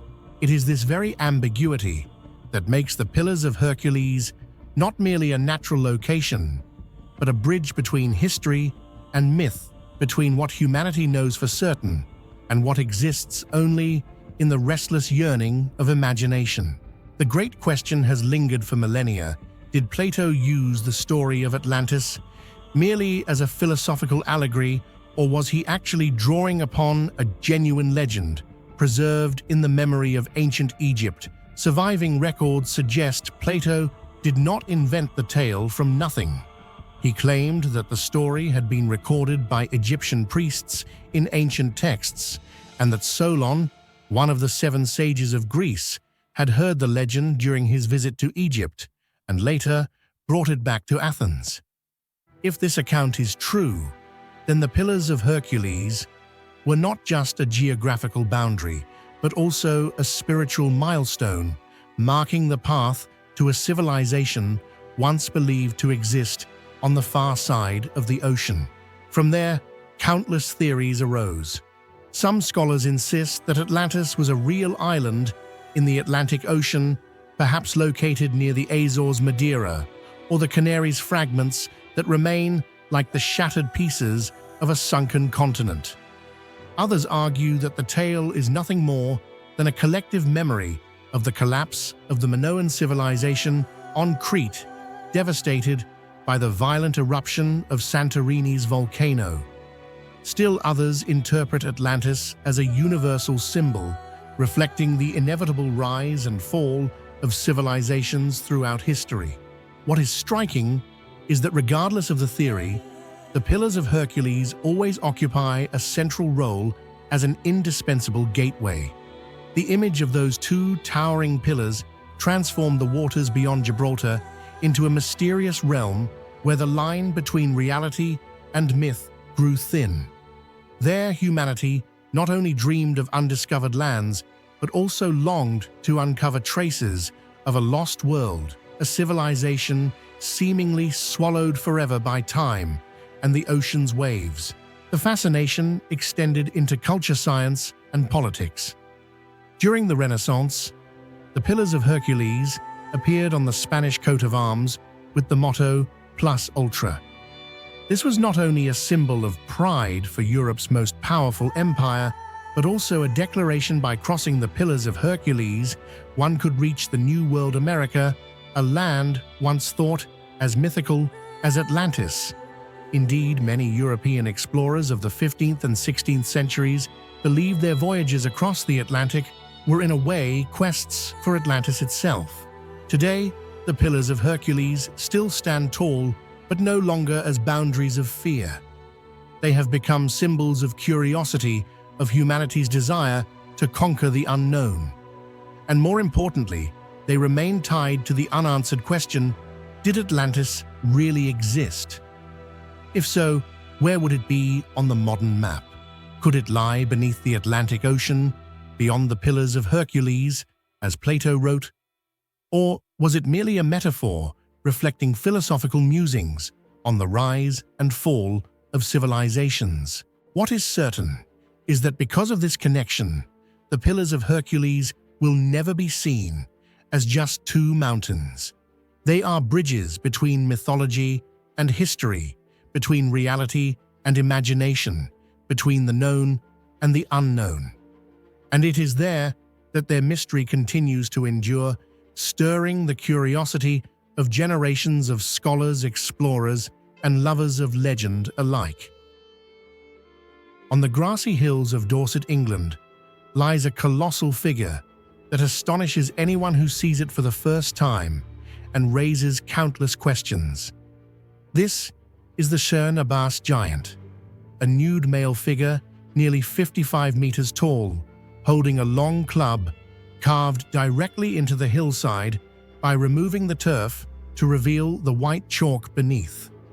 The figure is not only a massive human creation, but also one of the most perplexing enigmas in the archaeological history of England. For centuries, scholars, archaeologists, and local people have proposed numerous theories to explain the true origin of this giant artwork, yet to this day, no definitive answer has been found. So, what do you think?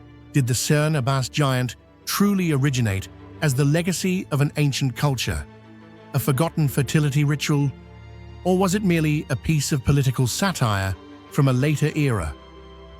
Share your thoughts and theories in the comments below. I'd love to hear everyone's perspective. The Cherne Abbas giant stands out among the hill figures of England for its colossal scale and the visual power it conveys. At nearly 55 meters tall and over 50 meters wide, the nude male figure is striking, especially with the exaggerated depiction of the genitals, which makes it a clear fertility symbol and the subject of much controversy. In his right hand, the long club may be seen as a weapon, or perhaps as a sign of authority or a long-lost religious ritual. The powerful stance, muscular body, and simple yet evocative lines make the hill giant both sacred and provocative, sparking opposing reactions from viewers. The combination of a primitive artistic style, reminiscent of ancient visual language with its bold and direct theme of reproduction and strength, has allowed the figure not only to survive through the ages, but also to retain its mysterious allure, making it one of the most unique and enigmatic visual heritages of humanity. What makes the Cherne Abbas giant one of the most fascinating archaeological enigmas in England is the question of its true origin. To this day, no scholar has been able to provide a definitive answer as to when the colossal figure on the Dorset hillside was created, by whom, or for what purpose. In history, many other hill figures in England were documented quite early, yet strangely, the Cherne Abbas giant is completely absent from all records before the 17th century. This centuries-long silence forces researchers to wonder if the figure had existed since prehistoric or Celtic times. Why was there not a single mention of it? Could it have been made much later than we imagine? Some traditional theories suggest that the figure dates back to prehistoric or Celtic culture associated with fertility worship. The exaggerated depiction of the male genitals, along with the strong muscular stance, is seen as a symbol of virility and abundance. Some even link the image to deities such as Hercules in Greco-Roman mythology, or Nodens, a local god connected to health, fertility, and crops. If this were true, the Cherne Abbas giant would not merely be an artistic carving, but also the remnant of an ancient religious ritual that disappeared over time. However, archaeology has yet to uncover any definitive evidence, such as ritual objects, artifacts, or ancient texts directly connected to it, leaving this hypothesis in the realm of speculation. On the other hand, some scholars argue that the Cherne Abbas giant is not that ancient at all, and may have been created in the 17th century as a form of political satire. The name most often mentioned here is Oliver Cromwell, who overthrew the monarchy and became a divisive figure in English society. According to this theory, the hill figure was essentially a colossal cartoon portraying Cromwell as a crude Hercules, powerful but lacking refinement, reflecting popular resistance through monumental art. If true, the Cernabas giant would not be a sacred relic of old religion, but rather a political caricature blown up to an extraordinary scale, turning the hillside into a satirical canvas against a figure of authority. However, modern research has shifted the perspective. In 2020, scientists used optically stimulated luminescence (OSL) dating on quartz grains in the soil to determine the figure's age. The results suggested that the Cernabas giant may have been created between the 7th and 10th centuries during the Anglo-Saxon period. This means the figure is neither as young as the Cromwell hypothesis claims, nor as ancient as the prehistoric speculations suggest. Instead, it opens up a new possibility: the Anglo-Saxons may have created this carving as a cultural or religious symbol, but its original meaning has been completely lost to history. The question then arises, in an Anglo-Saxon context, what did the Cernabas giant represent? A god, a folk hero, or some sacred emblem tied to communal beliefs? This ambiguity has turned the Cernabas giant into a maze of theories. Is it a prehistoric relic of fertility worship, a Celtic symbol of a fertility god, an Anglo-Saxon creation with a forgotten meaning, or simply a political joke from the 17th century? None of these theories is entirely convincing, and each new study opens another path without leading to a final answer. Perhaps it is precisely this uncertainty that has allowed the Cernabas giant to endure in human imagination, a colossal figure, both real and illusory, both scientific and mythical, and above all, an unsolved mystery carved into the heart of England. An aspect that cannot be overlooked is the folk traditions surrounding the figure. For centuries, the giant was regarded as a fertility symbol. Childless couples would visit and even lie on the figure, hoping to conceive. It was believed that the energy of this giant could bring fertility, functioning as a massive fertility rite etched into the earth itself. While science offers no proof, such folklore has kept the Cernabas giant alive in legend, transcending the boundaries of archaeology. One fascinating interpretation of the Cernabas giant goes beyond fertility cults or political satire and looks at its social and local power dimensions. Some scholars suggest that this enormous figure may have been created by a landowner or even the Dorset community itself to assert their presence and authority. Carved into a vast hillside, the giant image could be seen as an indelible landmark, both to impress and to warn, or even to mark territorial claims. It carried not only artistic value, but also served as a unique socio-political tool, showing that art was not confined to palaces or temples, but could also emerge in the very landscape itself on a colossal scale to embody power, collective pride, and community identity. Another remarkable fact is how the Cernabas giant has survived centuries of weather. The secret lies in the local tradition. Villagers regularly scoured the figure-clearing vegetation and re-chalking its outline to ensure it did not fade. This shows that the giant is not merely an archaeological relic, but also a living part of local culture. Yet this constant restoration raises another question. Does the giant today look exactly as it once did, or has its form been subtly altered over centuries of maintenance? To this day, the Cernabas giant sits at the crossroads of science and myth. It may be a surviving relic of an ancient fertility cult, or it may be a more recent political prank. It may symbolize fertility and abundance, or it may embody satire and mockery. This ambiguity has made the Cernabas giant a giant not only on Dorset's hillside, but also in the minds of all who study it. The enigma of the giant's true origin remains unsolved. Each theory, each investigation opens a new door, yet none has led to a final answer.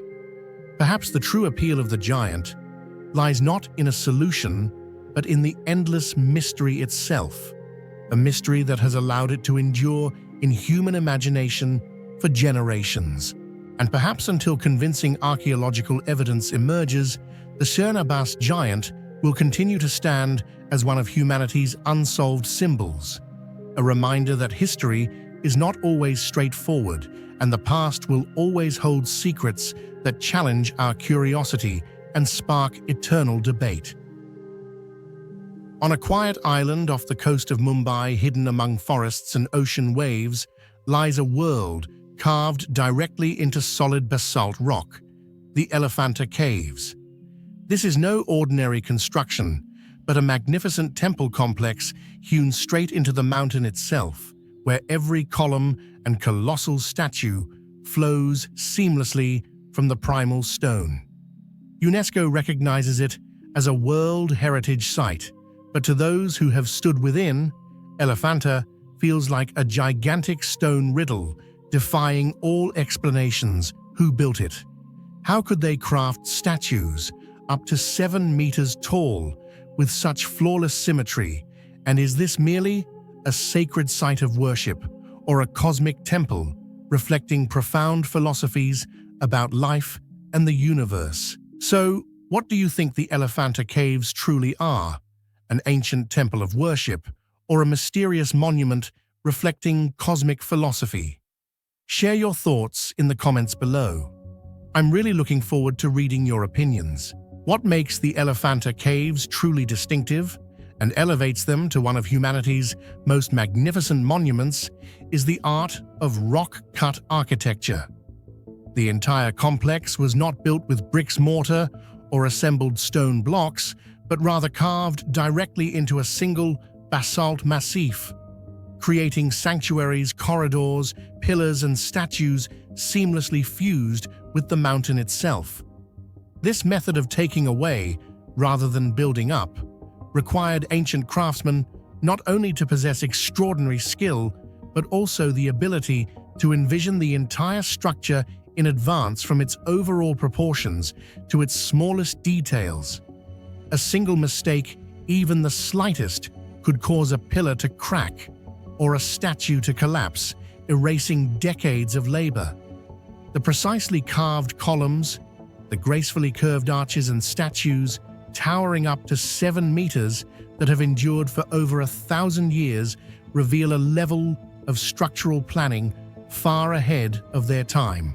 Archaeologists believe the builders must have employed meticulous measuring and alignment techniques, combining masterful craftsmanship with knowledge of astronomy and mathematics to ensure the interior spaces were both majestic and enduring. For this reason, Elephanta is often described as a symphony in stone, where human ingenuity and natural rock harmonized to produce an immortal masterpiece, one that stands as both a testament to extraordinary talent and a historical riddle yet to be fully solved. Amid the many magnificent works of art in the Elephanta Caves, the colossal 6-meter-high Trimurti Shiva statue is regarded as the very soul of the entire complex. This is not merely a religious sculpture, but a symbol embodying the cosmic worldview of ancient India. The 3 faces of Shiva portray 3 eternal aspects: creation, the origin of all beings; preservation, the force that sustains balance and harmony in the universe; and destruction, which clears away the old to make way for rebirth. Each face carries a distinct expression, from calm authority to fierce determination, forming a whole that is both divine and profoundly human. What makes the Trimurti even more extraordinary is its placement not only at the center of the largest chamber, but designed as the axis of the entire space, evoking the image of Shiva as the axis of the universe, where every beginning and ending converge. It is this blend of monumental scale, intricate craftsmanship, and metaphysical philosophy that has made the Trimurti one of India's most important masterpieces of sculpture, as well as a key to understanding the religious and philosophical thought of the ancient world. One of the greatest mysteries of the Elephanta caves lies in their origins, which have never been clearly identified. To this day, no ancient texts provide specific records of who built this monument or the exact period of its creation. Some scholars suggest the caves were carved in the 5th to 6th centuries under the Kalachuri dynasty, while other theories point to the Chalukya or Rashtrakuta dynasties between the 6th and 9th centuries. The existence of such conflicting views shows that this site is not merely a religious monument, but also a historical void yet to be filled.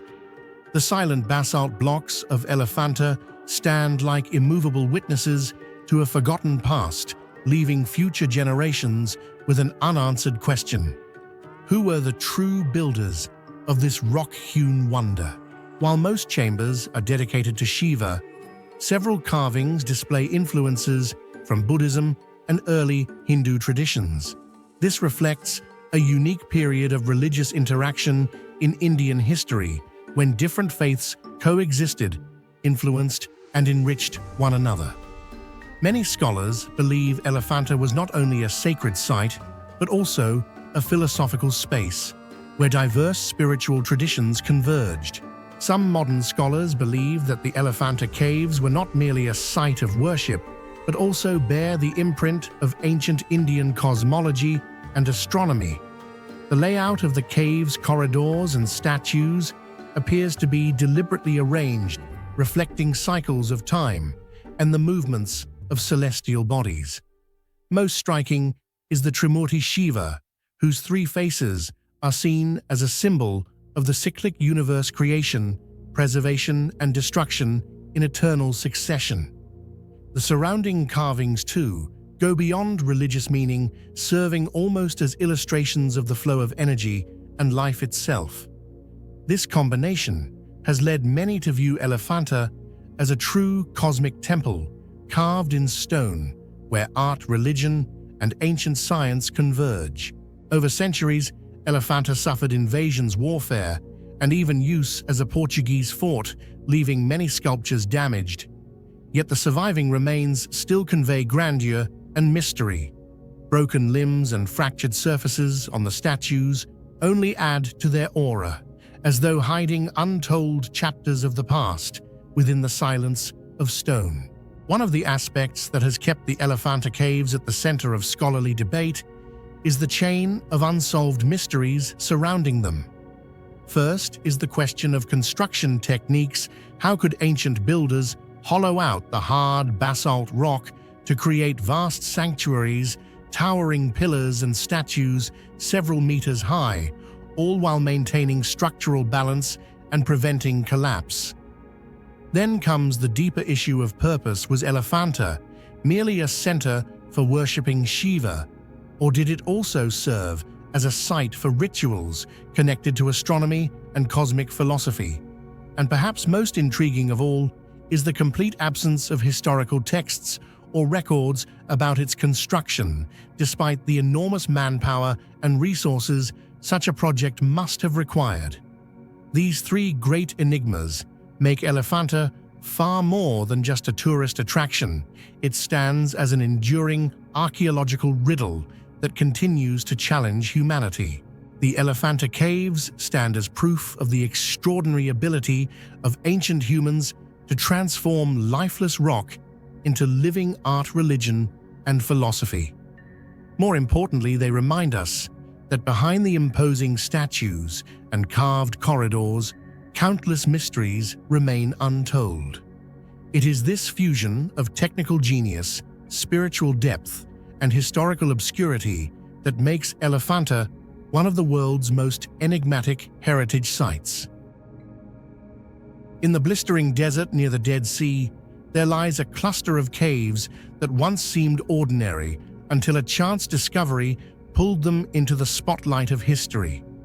Inside were fragile scrolls, written more than 2 millennia ago, whispering secrets of faith prophecy and forgotten lore. These are the Dead Sea Scrolls texts that could challenge how we see Judaism, the roots of Christianity, and the story of human belief itself. Yet their greatest secret remains untouched: who truly wrote them, and why were they hidden away in silence for centuries? In your opinion, who were the true authors behind the Dead Sea Scrolls? The mysterious Essene community priests fleeing from Jerusalem, or perhaps another force never mentioned before? Share your thoughts in the comments below. In 1947, a group of Bedouin shepherds searching for a lost goat happened to throw a stone into a small cave. A sharp cracking sound echoed, and when they entered, they found clay jars filled with ancient scrolls. This was humanity's first encounter with the Dead Sea Scrolls, a collection of manuscripts over 2,000 years old. From that moment, excavations continued, leading to the discovery of 11 caves at Qumran, containing thousands of manuscript fragments. These texts were written in Hebrew, Aramaic, and Greek, dating from the 3rd century BCE to the 1st century CE. The scrolls discovered in the Qumran caves are not just a handful of ancient fragments, but rather a vast treasure of knowledge. Among them are nearly complete copies of the Hebrew Bible, previously unknown religious texts, as well as collections of laws and rituals that reflect the spiritual life of a mysterious community. Their value lies in the fact that these are the oldest known copies of the Hebrew Bible, allowing modern readers to compare them directly with the Bible of today. Interestingly, some passages match word for word, revealing the remarkable stability of the scribal tradition over thousands of years. Yet other sections show clear differences, proving that Judaism of that era was not a single unified faith, but a complex and diverse tradition with multiple streams of thought coexisting side by side. The greatest mystery surrounding the caves of Qumran is not that the scrolls have survived for over 2,000 years, nor even the place where they were discovered, but rather the question that has persisted for more than 7 decades: who truly authored them? From the very moment the first Dead Sea Scrolls were unearthed, scholars have put forward numerous theories in an attempt to explain their origin. But to this day, no answer has proven entirely convincing. The most widely supported hypothesis suggests that the scrolls were the work of the Essenes, an ascetic Jewish sect living in seclusion in the Judean desert. They were renowned for their purity, their strict adherence to religious laws, and their devotion to copying and preserving sacred texts. Archaeological evidence at Qumran, such as ritual baths, mikveh, communal dining halls, and scribal rooms, has been interpreted as proof of their presence. The image of white-robed priests laboring over sacred writings in the silence of the desert has become an enduring symbol of the scrolls themselves. Yet critics argue that the collection is far too vast and diverse to have been produced and maintained by a small, isolated sect. Could a community of only a few hundred members truly sustain such a monumental library? The question remains open. Another hypothesis emphasizes the role of Jerusalem. According to this view, the manuscripts originally belonged to the temple library. During the Roman siege of Jerusalem in 70 CE, as the city was surrounded and ultimately destroyed, priests and scholars risked their lives to carry these sacred writings into the desert, hiding them within the Qumran caves to save them from annihilation. If this is true, Qumran was not a center of production, but rather a temporary repository where the last remnants of a dying religious tradition were concealed before Jerusalem's fall. Some modern scholars propose a more balanced explanation, that the scrolls did not originate from a single source, but were instead a compilation drawn from multiple Jewish sects, even rival groups.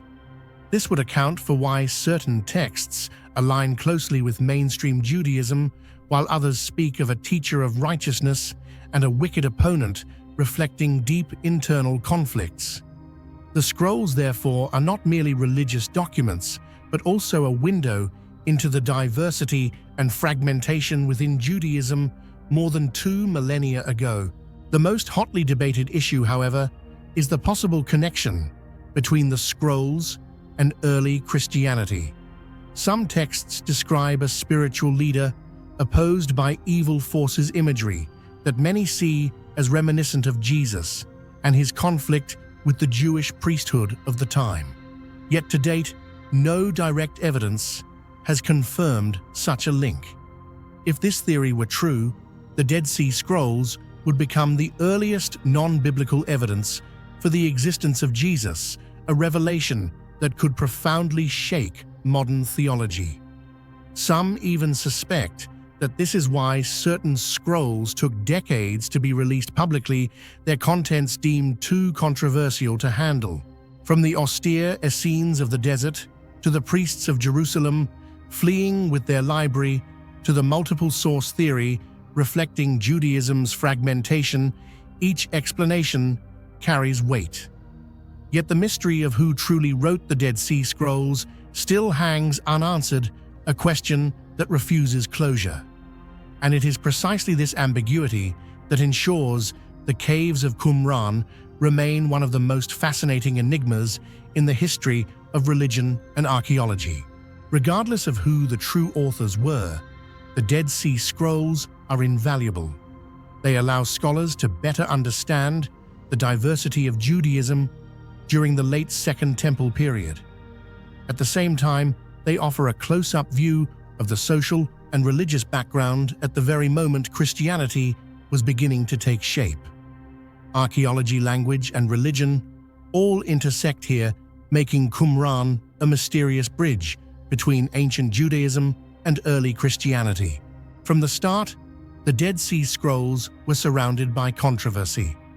For decades, only a small group of scholars had access, fueling conspiracy theories that certain scrolls were being hidden because they contained content too explosive for faith. Only in the 1990s were the entire manuscripts made public, yet questions about their authorship, purpose, and relation to religious history still remain unresolved. Today, visitors can still travel to Qumran and see the caves that once safeguarded the Dead Sea Scrolls. Yet standing before those desolate cliffs evokes not only admiration for a great archaeological discovery, but also unease at the secrets left unanswered. Who wrote these scrolls? Why were they hidden in such a remote place? And have we truly read all that was found, or are there still manuscripts that remain unseen? The caves of Qumran stand as proof that the past always holds hidden layers of mystery. They not only preserve knowledge of religion and culture from 2,000 years ago, but also challenge the curiosity and faith of modern people. The question of the true authors of the Dead Sea Scrolls may remain forever unsolved, for each theory has weight, but none is conclusive. And it is precisely this uncertainty that makes Qumran one of the most enigmatic archaeological legacies of all time. When most people picture ancient India, visions of towering temples and lost cities often come to mind. But hidden beneath the surface lies something even more extraordinary: the ancient stepwells. These vast subterranean structures were not just reservoirs. They were labyrinths of stone, where geometry, faith, and survival merged into one. To descend into a stepwell was to step into a secret world, cool chambers carved deep into the earth, staircases spiraling downward towards shimmering water walls, alive with sacred carvings. They were more than feats of engineering. They were living monuments, blending science, art, and spirituality into one of history's most breathtaking enigmas. What do you think? Were the ancient stepwells simply brilliant water reservoirs, or do they hide a deeper spiritual and scientific knowledge we've yet to uncover? Share your thoughts in the comments below. The defining feature that turned the stepwells into legend was their ability to control and sustain water, a matter of survival in arid regions where summers were long and rainfall scarce. In Gujarat or Rajasthan, a single year of drought could push entire communities into crisis, yet hundreds, even thousands of years ago, their ancestors had already devised a solution. They dug deep into the earth, creating massive structures that reached the underground aquifers. These were not mere wells, but vast multi-tiered systems with thousands of steps leading all the way to the bottom. Thanks to this design, even when water levels dropped to their lowest, people could still access this precious source of life. Such achievements demanded not only extraordinary labor, but also exceptional knowledge of geology, hydrology, and engineering. Even modern scientists still wonder, how did ancient engineers, without drills or advanced surveying tools, manage to pinpoint the exact location and depth of groundwater to build such enduring works? One of the clearest examples of the wonder of stepwells is Chand Baori in Rajasthan, a structure with more than 3,500 stone steps arranged in nearly perfect geometric symmetry, descending over 13 levels deep. Even when the summer climate outside can exceed 40 degrees Celsius, the water at the bottom remains stable, and the interior space is consistently 5 to 7 degrees Celsius cooler than the surface. This made Chanbauri a natural refuge, like an underground oasis in the harsh desert. Modern researchers still debate, was this simply an architectural coincidence? Or did the ancients truly understand the principles of air circulation and thermal balance? Some theories suggest that the multi-tiered step design created convection currents combined with depth and humidity to form a completely natural, ecological cooling system. If this theory is correct, it would mean that ancient Indians possessed knowledge of aerodynamics and environmental science far ahead of their time. Another mysterious aspect that makes the stepwells so astonishing is their ability to maintain stable water levels for centuries. Many of these structures continued to hold abundant water despite climate change's droughts or even natural disasters. Scholars suggest that ancient Indians may have discovered a special waterproofing mortar or arranged stone layers according to precise patterns to prevent leakage. Other theories propose that the structure itself functioned as a natural filtration system, groundwater seeped through layers of soil and rock being purified before collecting at the bottom. Thanks to this, the water was not only stable, but also clean, remaining usable for entire communities over long periods of time. Alongside these scientific explanations, local legends claim that the wells were blessed by the gods, ensuring they would never run dry. This duality of science and myth created a shroud of mystery, making each stepwell not only a feat of engineering, but also a spiritual symbol wrapped in enigma. Delving further into their enigmatic nature, stepwells were far more than water sources. Many were constructed with temples, shrines, corridors, and resting chambers. In Indian belief, water symbolized purity, renewal, and divine essence. Thus, the descent into a stepwell often carried ritual meaning.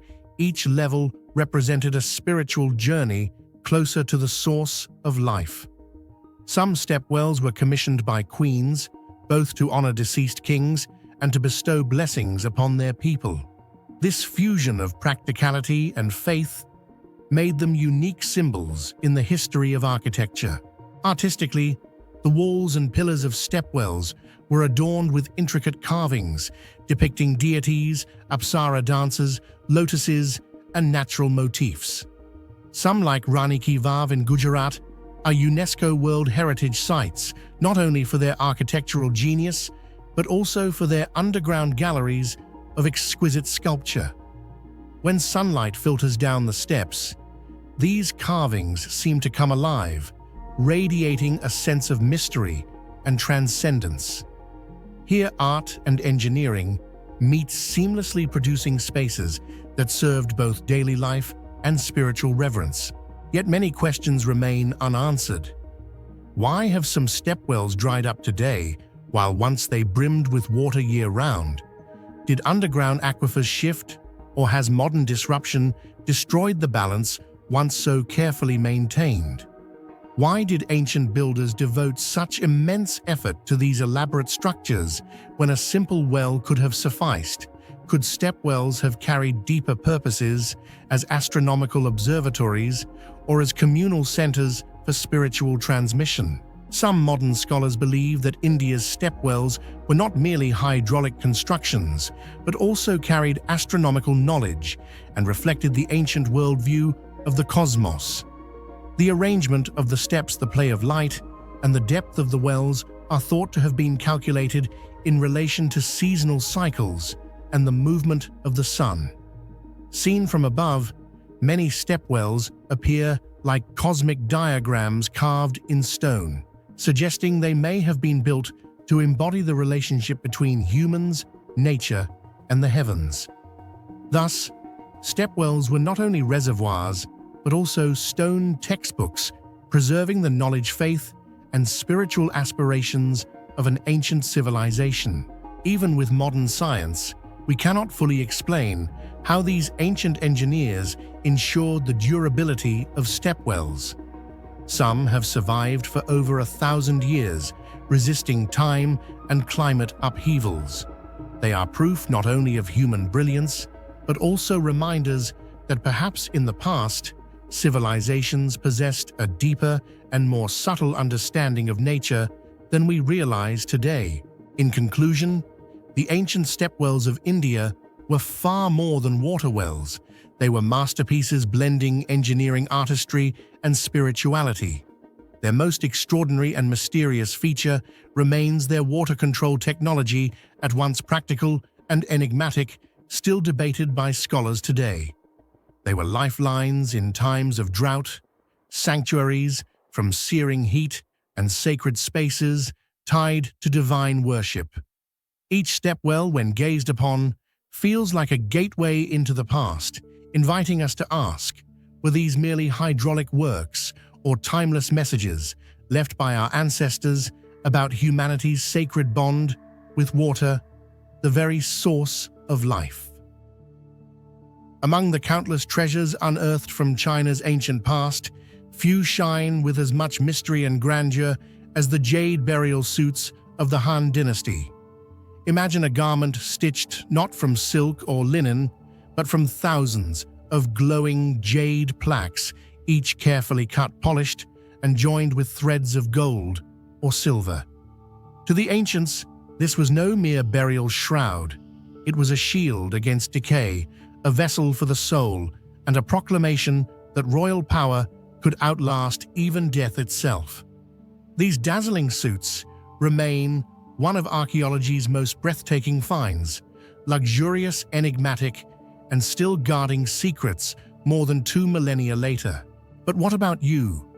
Do you think the jade burial suits truly had the power to preserve the body from decay, or were they merely symbols of royal authority and spiritual belief in ancient times?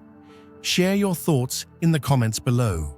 The most striking aspect of the mystery surrounding the jade burial suits of the Han Dynasty lies in their incredibly elaborate and refined construction, a feat of craftsmanship that continues to astonish scholars today. Instead of carving from a single block of jade, the ancients chose to assemble the entire suit from thousands of small plaques cut and polished to perfection. On average, a jade suit consisted of between 2,000 and 4,000 pieces, with some exceeding 4,200. Imagine the human body, with its countless curves, joints, and intricate bones and muscles onto every centimeter of flesh.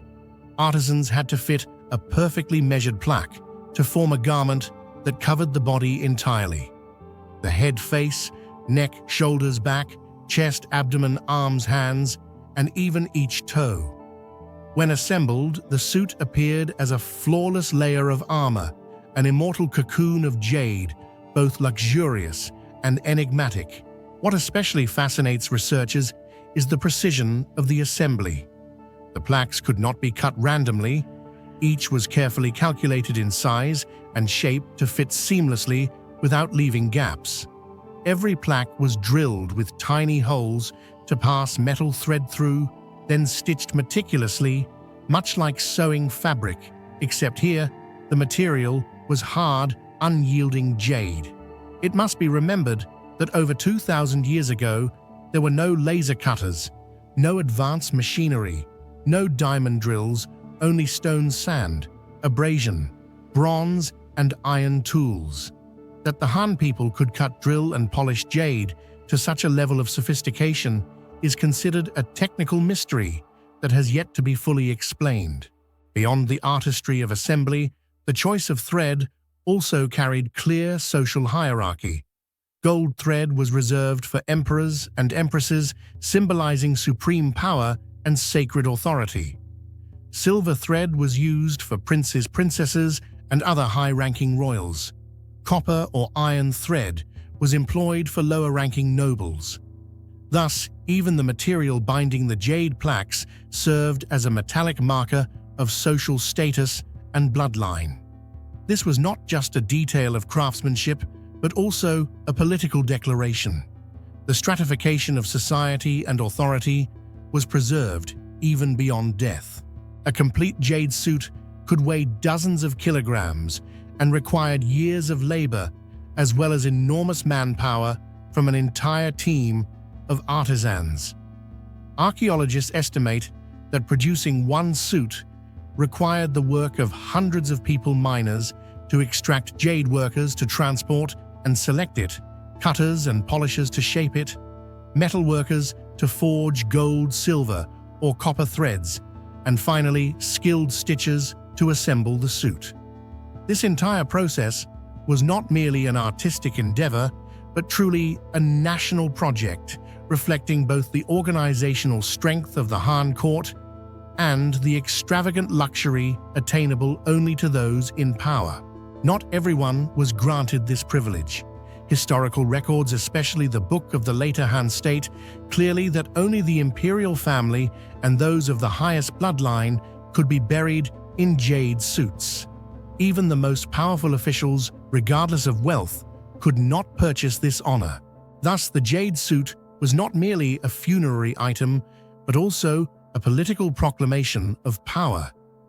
It asserted the status of the emperor and royal family as above death, ruling not only the human world, but also the realm beyond. In ancient Chinese culture, jade was regarded as the purest substance of heaven and earth. It was believed to protect the soul ward off evil and preserve the body from decay. The jade suit was created not only to encase the corpse, but also to form an immortal cocoon, ensuring rebirth, or at least eternal existence in a preserved form. Although archaeology has shown that many bodies within jade suits decomposed, their spiritual meaning remained profound. The ancients believed that the beauty and permanence of jade would replace the corruption of flesh, allowing the deceased to enter eternity whole and intact. In 1968, during the excavation of the tomb of Prince Liu Sheng and his wife Du Wan in Hebei province, Chinese archaeologists uncovered two nearly intact jade suits. Liu Sheng's suit consisted of more than 2,498 jade plaques sewn with 100 grams of gold thread, while Dao Wan's had more than 291 plaques. This discovery immediately stunned the research community, proving that the ancient texts were not mere legend, but historical fact.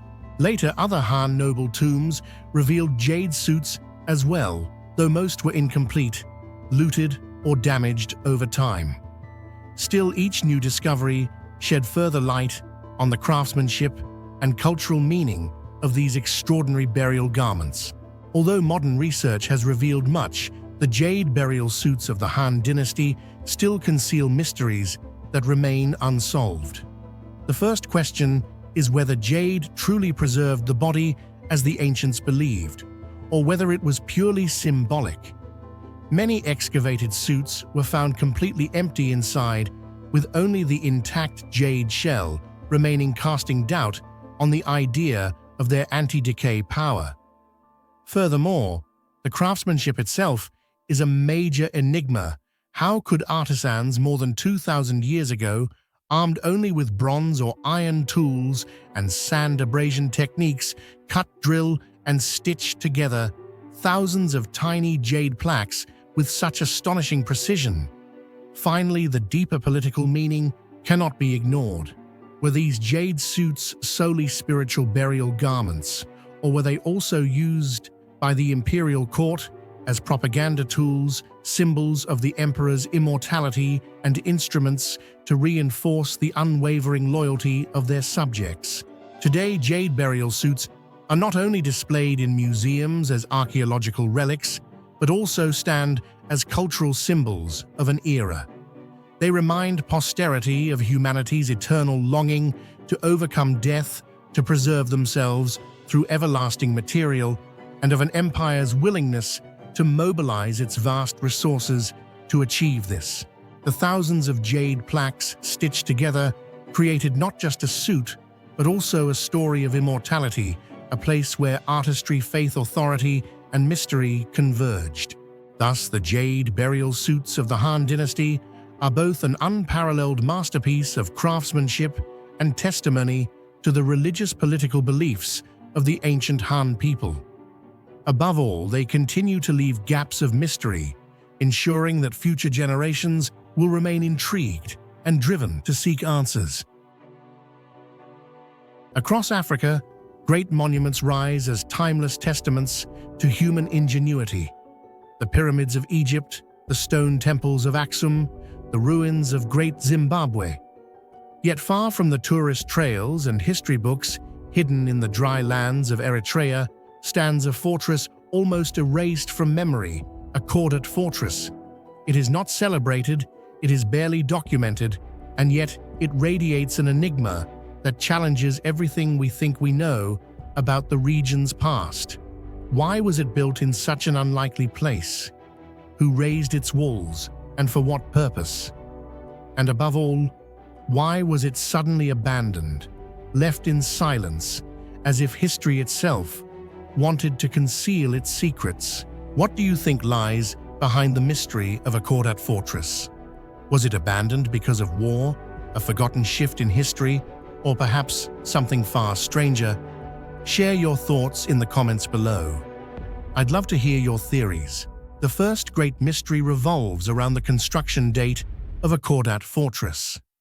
Scattered records suggest it was built by Italian colonizers in the late 19th to early 20th century, during the period when Eritrea became a colony.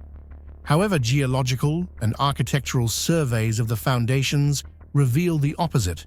Many brick-stone blocks and joining techniques do not resemble contemporary European styles, but are instead closely related to the traditional building methods of ancient African kingdoms. This discrepancy raises a major question. Was a Khordad fortress truly a completely new colonial structure, or was it an inheritance and reconstruction built upon ruins that had existed for centuries? If the latter is true, then the fortress is not merely a colonial relic, but a facade concealing a much deeper history, one tied to civilizations that have long disappeared. One of the most perplexing aspects of a Khordad fortress is its unusual strategic location. The fortress stands deep inland, far from the coast, not in any major administrative center, nor along important maritime trade routes. So why would such a strong fortification be built in a seemingly remote and insignificant place? Some theories suggest that the Khordad region was once a key junction of an ancient trade route linking the Horn of Africa with the Sahara Desert, or perhaps indirectly connected to Egypt and Nubia through lesser-known overland paths. If this hypothesis holds true, The fortress may once have served as a gateway guarding a long-vanished trade network, its location carrying far greater strategic importance in the past than it appears to today. Inside the structure, researchers observed a bizarre blend of architectural styles. Some thick, solid walls clearly reflect European influence, while others appear to have been built by local craftsmen using stone and mortar in traditional ways. This mixture makes the fortress look like a patchwork, hinting that it may have changed hands multiple times, been renovated repeatedly, and served very different roles throughout history. What makes a Khordad fortress even more mysterious is the silence in historical documentation.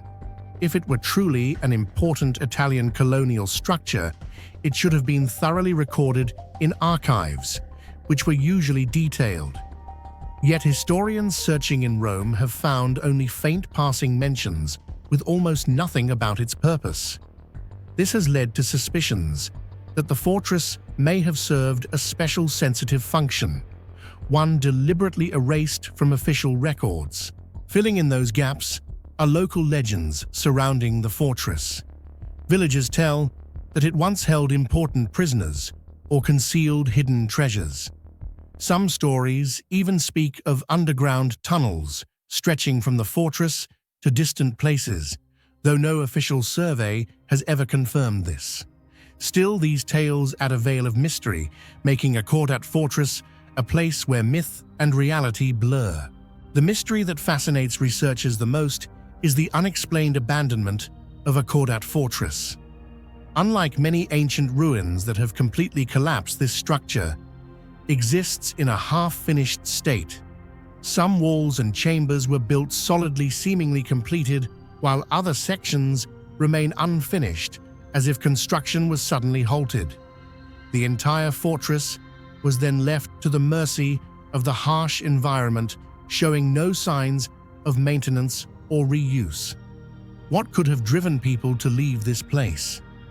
One theory suggests that shifts in military strategy and trade routes stripped the fortress of its defensive value, rendering it unnecessary. Yet another view argues that a Khordad may have witnessed an extraordinary event, a violent attack, a fast-spreading epidemic, or even something with a supernatural undertone that forced its desertion. The incompleteness and silence surrounding the structure have transformed it into a haunting enigma, as though history itself deliberately left behind a void that no one has ever been able to fill. Even more strangely, surveys suggest the abandonment was abrupt. Some rooms still show traces of use walls, left unrepaired mid-work, the entire site seemingly frozen in time. This has led many to associate it with a so-called curse that anyone trying to inhabit or use the fortress could never remain there for long.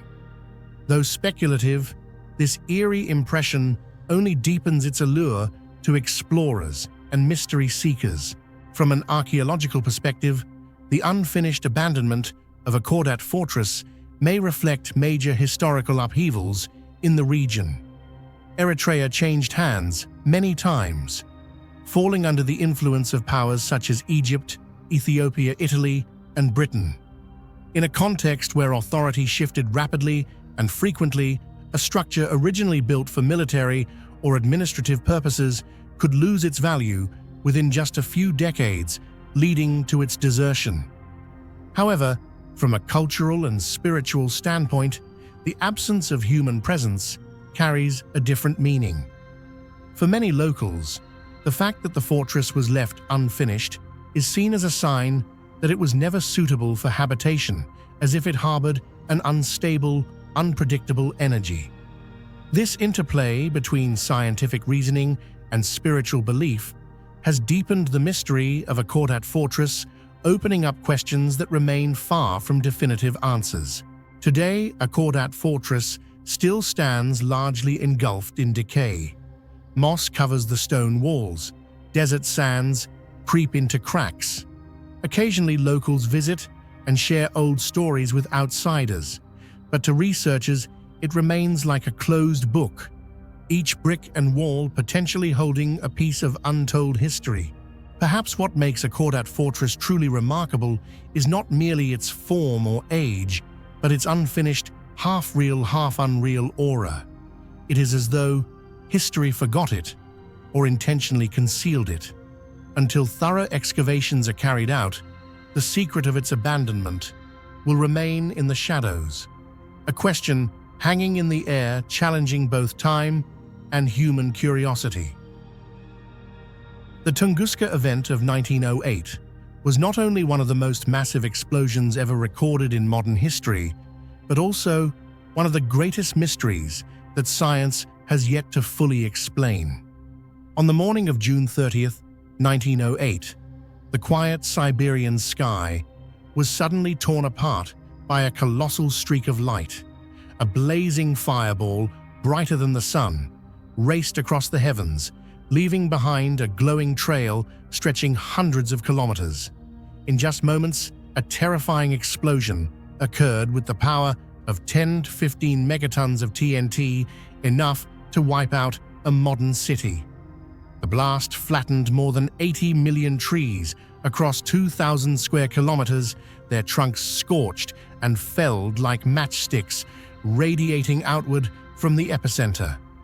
The indigenous Evenki people recalled feeling a quake in the sky, while those living hundreds of kilometers away reported houses shaking, windows shattering, and even seismographs in faraway Europe captured the rumble. In your opinion, does the absence of large meteorite fragments mean the Tunguska explosion came from an icy comet or from a phenomenon that science has not yet explained? Share your thoughts in the comments below. The greatest mystery, right after the Tunguska explosion, is the absence of an impact crater. With destructive power equal to tens of millions of tons of explosives, scientists at the time were certain there had to be a massive crater where the cosmic body had struck, leaving behind unmistakable traces. Yet when expeditions reached the site, they were utterly astonished. The entire central area was nothing but desolation. Trees scorched toppled outward in a radial pattern from an invisible point, but there was absolutely no sign of a deep crater, no giant basin, no large fractures in the ground, and no strange rocks scattered around, as one would expect from a typical impact event. This void has made Tunguska an enduring enigma that has puzzled generations of scientists. If a meteorite truly fell there, then why did the most basic physical evidence, an impact crater and meteorite fragments, completely vanish? For decades after the Tunguska disaster, scientists tirelessly searched for physical evidence to support the impact hypothesis. As early as the beginning of the 20th century, Soviet expeditions carried out excavations, collecting soil peat and sediment samples from the blast center. They hoped to uncover large meteorite fragments similar to those found in other impact events on Earth. Yet the results were disappointing. Instead of clear extraterrestrial rocks, researchers discovered only a few microscopic metallic particles scattered in the soil and peat layers. Chemical analysis indicated they bore extraterrestrial signatures, but their quantity was far too insignificant to represent a massive celestial body capable of producing an explosion hundreds of times stronger than the Hiroshima atomic bomb. Later efforts, even with modern technology, yielded much the same outcome. This failure to uncover large meteorite fragments became a critical deadlock, giving rise to a range of unusual hypotheses, from the idea of a vaporized icy comet to a fragile meteorite that disintegrated completely, and even to supernatural theories involving antimatter or an alien spacecraft. One of the most popular and widely supported explanations for the Tunguska explosion is the icy comet hypothesis. According to this idea, the object that entered Earth's atmosphere at tens of kilometers per second was not a solid rocky meteorite, but rather a cometary body composed mainly of water ice mixed with cosmic dust. As it passed through the dense atmosphere, the massive ice body was rapidly heated by friction, vaporized, and then detonated in mid-air. The resulting blast generated shock waves powerful enough to topple tens of millions of trees, yet it left behind no crater and no large meteorite fragments. Interestingly, this theory also accounts for the unusual bright skies over Europe in the days that followed, as water vapor and icy dust suspended in the atmosphere reflected sunlight, allowing people to read at night without lamps. However, critics argue that if the object had truly been made entirely of ice, the discovery of small metallic particles in Tunguska's soil becomes a paradox, forcing us to ask, where did those extraterrestrial traces really come from? Some scientists lean toward the hypothesis that the Tunguska object was not a comet, but a special type of meteorite with an unusual composition. It may have been a carbonaceous meteorite, fragile and prone to disintegration upon entering the atmosphere, or a hollow iron-nickel body that shattered and burned almost entirely before reaching the ground. This theory partly explains why no large impact crater exists. However, the toughest question remains unanswered: a celestial body massive enough to cause an explosion as devastating as Tunguska should have left at least a few visible fragments. Yet after more than a century of searching, scientists have still not found any meteorite pieces that match such an event. The absence of solid evidence paved the way for more extraordinary explanations. Some claimed it was the explosion of an alien spacecraft in distress. Others invoked unknown physics, such as antimatter annihilation, or even a miniature black hole passing through the atmosphere before vanishing. Though these ideas sound outlandish, the undeniable fact that no meteorite fragments were found has allowed such theories to linger as possible, if improbable, explanations. Another explanation that has drawn much attention from scientists is the atmospheric explosion hypothesis.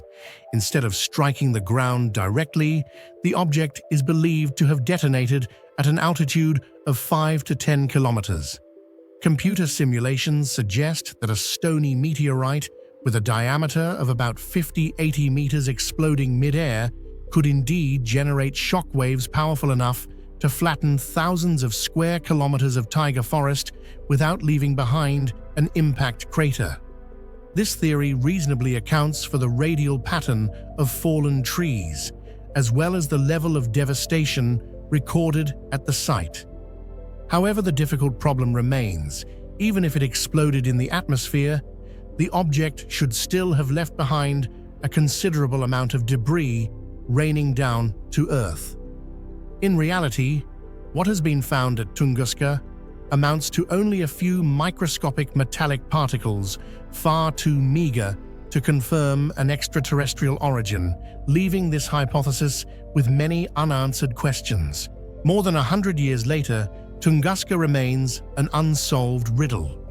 No large meteorite fragments to hold, no crater to measure, only charred tree rings, flattened trunks, and eyewitness memories of a terrifying morning.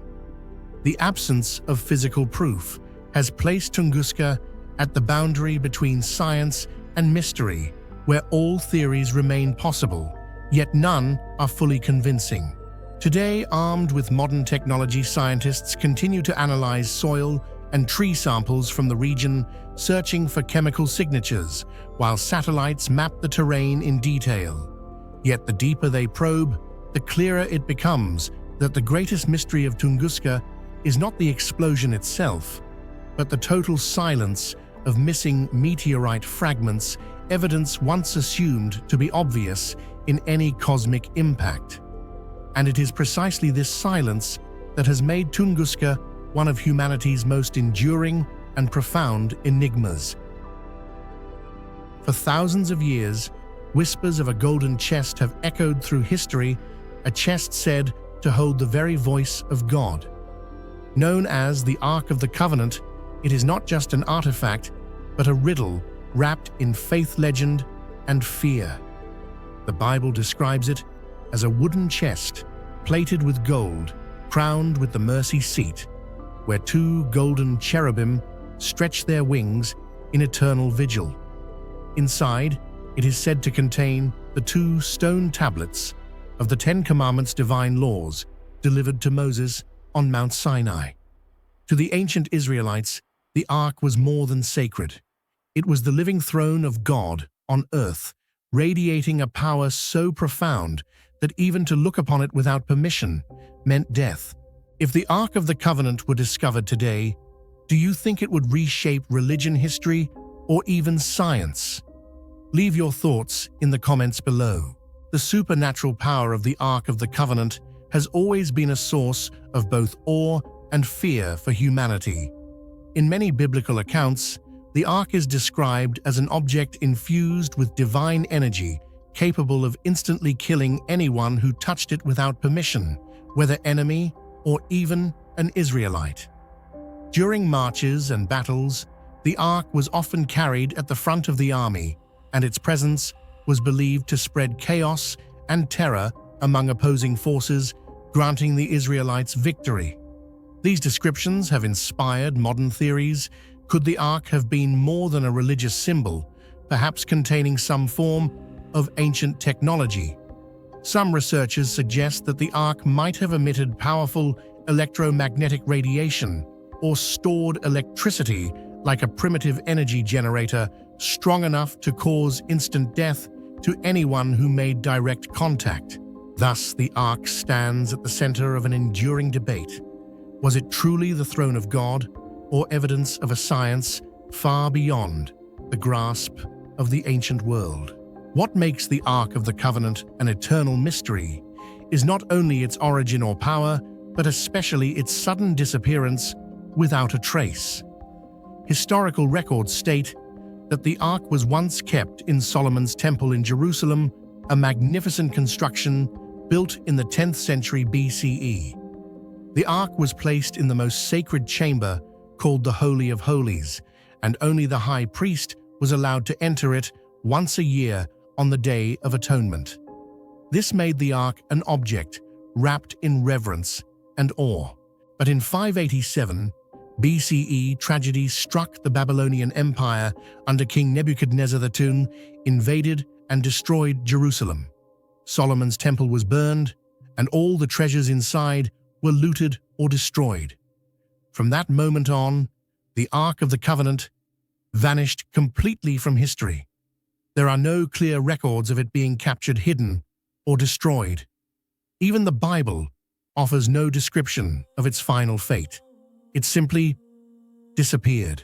The disappearance of the Ark of the Covenant has become the focal point of countless theories, debates, and expeditions spanning more than 2 millennia. One of the most widespread theories suggests that the Jewish priests hid the Ark before the Babylonians entered Jerusalem. Perhaps foreseeing the impending disaster, they secretly lowered it into the deep tunnels beneath the Temple Mount, a site forever linked to Solomon's temple. Over the centuries, many archaeological teams and explorers have attempted excavations, even using modern technology to survey underground, yet all efforts have yielded only vague traces. To this day, no definitive evidence proves that the Ark was ever concealed beneath the Temple Mount, leaving this theory an unverified mystery, one that continues to fascinate and stir the curiosity of scholars worldwide. One of the most captivating and legend-filled theories about the Ark of the Covenant is tied to Ethiopia, particularly the ancient city of Aksum, the cradle of the flourishing Aksumite civilization. The Ethiopian Orthodox Church claims that they have safeguarded the Ark for thousands of years at a sacred site, the Church of Saint Mary of Zion. According to tradition, the Ark was brought there by Menelik, the son of King Solomon and the Queen of Sheba, during a secret journey from Jerusalem to Africa. Since then, the Ark has become the spiritual heart of Ethiopia, a sacred symbol revered without question. What is striking is that even today, the Church maintains a strict tradition. Only a single chosen priest is allowed to guard and behold the Ark, and he must spend his entire life within the confines of the sanctuary until his death. No one else, neither worshippers nor scholars, is permitted to approach or verify its existence. This absolute secrecy has made the Axum theory both mysterious and nearly impossible to confirm, continually fueling endless curiosity about the true fate of the Ark of the Covenant. Beyond the more common theories involving Jerusalem or Ethiopia, there are also more mystical speculations about the fate of the Ark of the Covenant. Some scholars suggest that the Ark was taken to Egypt and hidden within the Great Pyramids, long regarded as symbols of ancient knowledge and supernatural power. Another theory believes the Ark rests somewhere on Mount Sinai, the land tied to the Israelites' journey, and the very place where Moses received the Ten Commandments. Meanwhile, many Western scholars lean toward a more practical explanation, arguing that the Ark was completely destroyed during the Babylonian destruction of Jerusalem or consumed by fire without leaving a trace. Yet others strongly dispute this, insisting that if the Ark truly held a divine energy source or some mysterious technology, it could not have been so easily annihilated. This clash of viewpoints has ensured that the question of the Ark's true resting place and ultimate fate remains an unending subject of debate. Over time, the disappearance of the Ark of the Covenant has increasingly been tied to mystical and supernatural theories, reaching far beyond the realm of traditional religion. Some believe it is closely connected to the Holy Grail, two sacred treasures hidden away to protect humanity from forces beyond understanding. Bolder theories suggest that the Ark was actually a piece of extraterrestrial technology sent to guide humankind in the dawn of civilization and later taken back when its mission was complete. Though such ideas may sound fantastic, the absence of concrete evidence has created fertile ground for human imagination, turning the Ark into the centerpiece of countless mysterious tales where the boundaries between history, mythology, and scientific speculation blur into one. Remarkably, throughout thousands of years, many powerful figures, from emperors and popes to modern researchers, have been obsessed with searching for the Ark of the Covenant. During World War II, some records suggest that the Nazis sought the Ark, believing it to be a supreme weapon. In modern times, archaeologists and explorers still continue the search, despite knowing the chances of discovery are extremely slim. The disappearance of the Ark of the Covenant remains one of the great unsolved religious and historical mysteries. If it were ever found, it could transform humanity's understanding of the Bible, Jewish history, and even the nature of faith itself. But it is also possible that the Ark never physically existed, serving instead as a symbolic creation to reinforce belief and convey the idea of God's presence. Nevertheless, in the hearts of millions of believers and history enthusiasts, the Ark of the Covenant remains a lost treasure, a sacred relic awaiting rediscovery. And precisely because of its mysterious disappearance, it has become one of humanity's greatest enigmas, a place where religion, history, archaeology, and legend intertwine, opening up endless questions with no final answers. Imagine an ancient manuscript that tells of a night more than 3,000 years ago when the skies over Egypt suddenly lit up with enormous circles of fire. They shot across the heavens, glowing brilliantly, emitting strange sounds, and driving both soldiers and common people into trembling panic. That manuscript is the Tully Papyrus, a record said to be the oldest UFO evidence in human history. But the true mystery is not in the words describing those strange objects in the sky. It lies in the fact that no one has ever seen the original. It vanished, leaving behind only a suspicious handwritten copy. This shadowy origin has made the Tully Papyrus one of the most haunting enigmas of all time, a hidden archaeological treasure, or a carefully crafted hoax. What do you think? Was the Tully Papyrus a real record of something extraordinary in ancient Egypt, or just a clever fabrication? Share your thoughts in the comments below. I'd love to hear your perspective. The story of the Tully Papyrus begins in 1930, when Alberto Tully, director of the Vatican Museum in Cairo, happened upon an ancient papyrus in an antique shop. Given Tully's reputation in the field of Egyptology, the discovery immediately drew attention. Yet instead of opening the door to a solid breakthrough, it sowed countless doubts. From the very first moment, the provenance of this document was shrouded in obscurity. At the time, Tully could not afford to purchase the original because it was far too expensive. He simply copied the entire text by hand. That seemingly simple act would become a knot that could never be untangled. Once the original was no longer in anyone's possession, all later evidence and debates had to rely on a vague handwritten copy.